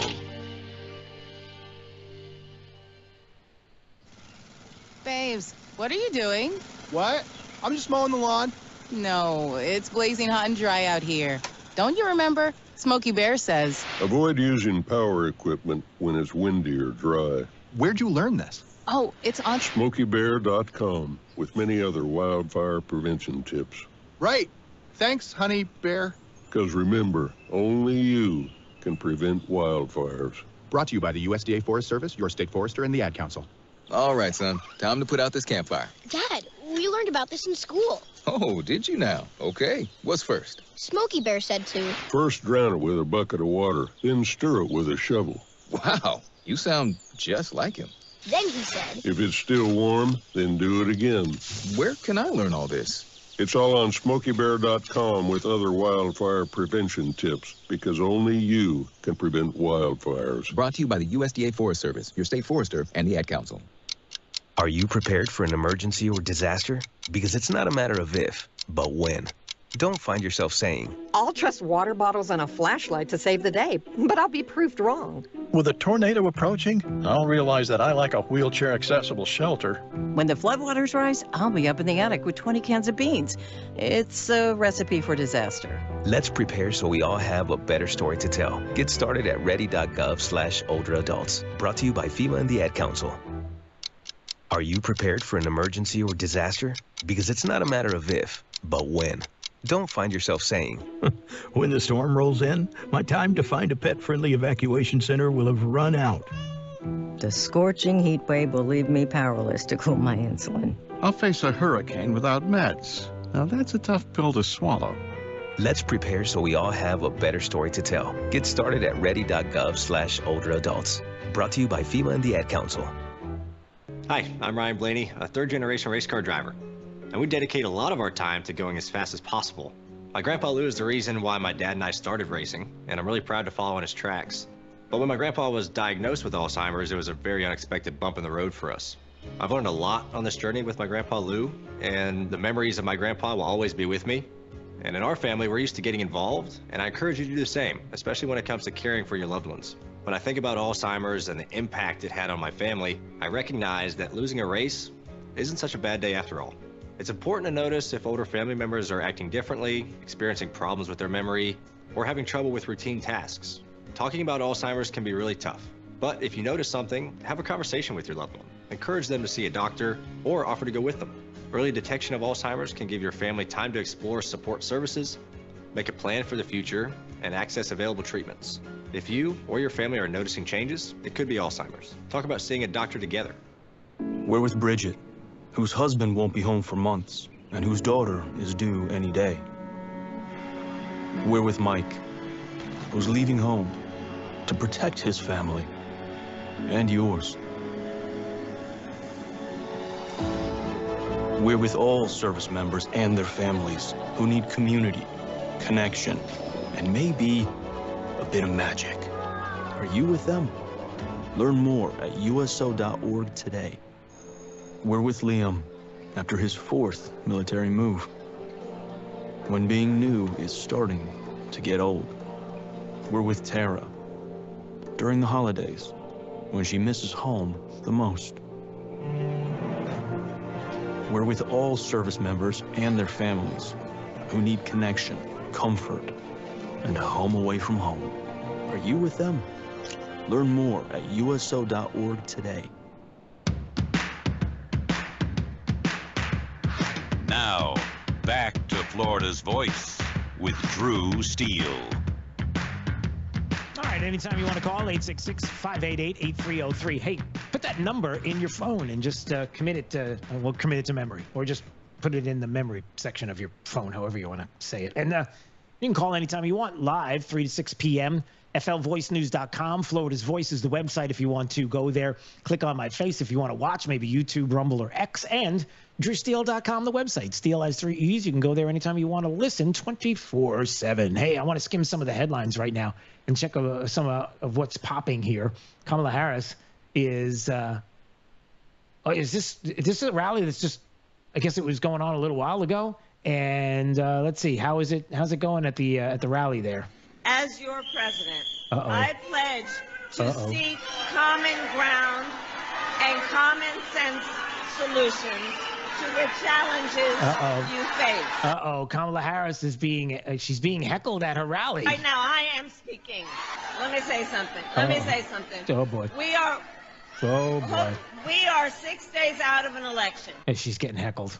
Wow. So that's been happening in the past hour or so, as she's getting heckled at her. You don't see a lot of heckling at Trump rallies, do you? Big D, do you remember the last time Trump got heckled at a rally? I can't remember the last time I guess it's because he just completely just disarms them as far as the heckling is concerned, or the crowd just shouts him. I don't know what it is, but you don't hear it a lot, do you? Do you remember the last time? I remember. Yeah. I remember on the last time. Nope, never happened. I know, it never happened. Okay. Yeah, so you don't see that too often. Here's another thing you don't see too often either. You want to know why we love the state of Florida and we don't like other places and the governance that is happening in some states? How about this? Jaywalking is officially legal here in New York City. The new law allows people to cross a roadway at any point, including outside of a crosswalk. Supporters of the law say people of color were unfairly targeted for jaywalking by police. City data shows police gave nearly 800 pedestrian-related summonses in the first 6 months of the year, with 77% of them going to Black or Hispanic people. Oh, boy. So New York City just legalized jaywalking. Libs of TikTok had this story. And as she described there at the Libs of TikTok, I guess jaywalking is racist in New York City. So is that what's happening? I mean, they just, I don't know. Don't jaywalk. Don't do that. It's a good lesson for kids. Kids, don't jaywalk. And don't do drugs. And say no to Amendment 3. And Amendment 4, if you can vote. If you can't vote, then don't. And if you're just a kid who's thinking about voting, you must be a Democrat. I mean, that's how that works, right? It's vote now, vote often for Democrats. Isn't that the slogan? What is it? Vote now, vote often, right, Big D? Isn't that how Democrats do it? Vote now, vote often. This vote message now, brought to you vote by... often. Yeah. Vote when you're actually not here anymore. That's right. Don't want to say anything, but yeah, no dead relatives voting. How's that? It's by the way, still pushback from Democrats about voter ID at polling places. Now, The good news is that in Virginia, I guess the courts in Virginia decided, yeah, we're not doing this. They actually won on the grounds that you got to have those non-citizens off the rolls. But yet the Democrats complain about it. Of course, we don't have that problem here in the state of Florida. And if you know somebody in some of those blue cities and blue states, can you call them or talk to them for a minute about all this? You're listening to Florida's Voice with Drew Steele. Some things on your ballot are complicated and some are simple, like Amendment 2, the right to fish and hunt. Amendment 2 is a bipartisan, common-sense measure supported by conservationists, environmentalists, and sportsmen as a humane way to manage Florida's wildlife, protect its natural resources, and promote environmental leadership. So whether you want to protect our environment or our traditions, Amendment 2 is for you. Remember, Amendment 2 is a bipartisan, common-sense measure supported by conservationists, environmentalists, and sportsmen as a humane way to manage Florida's wildlife, protect its natural resources, and promote environmental leadership. If you want to protect our environment or our traditions, Amendment 2 is for you. Paid political advertisement paid for by Vote Yes on Amendment 2, 2640A, Mitcham Drive, Tallahassee, Florida, 32308. Hey, listen, a big thanks to all the guests for coming on today. Agriculture Commissioner Wilton Simpson, always great. Earlier we had Kim Rivers, CEO of True Leave, for coming on. I believe she's wrong, but she came on. On Amendment 3, and Kat Kamak, representative. Appreciate them all. You're listening to Florida's Voice with Drew Steele.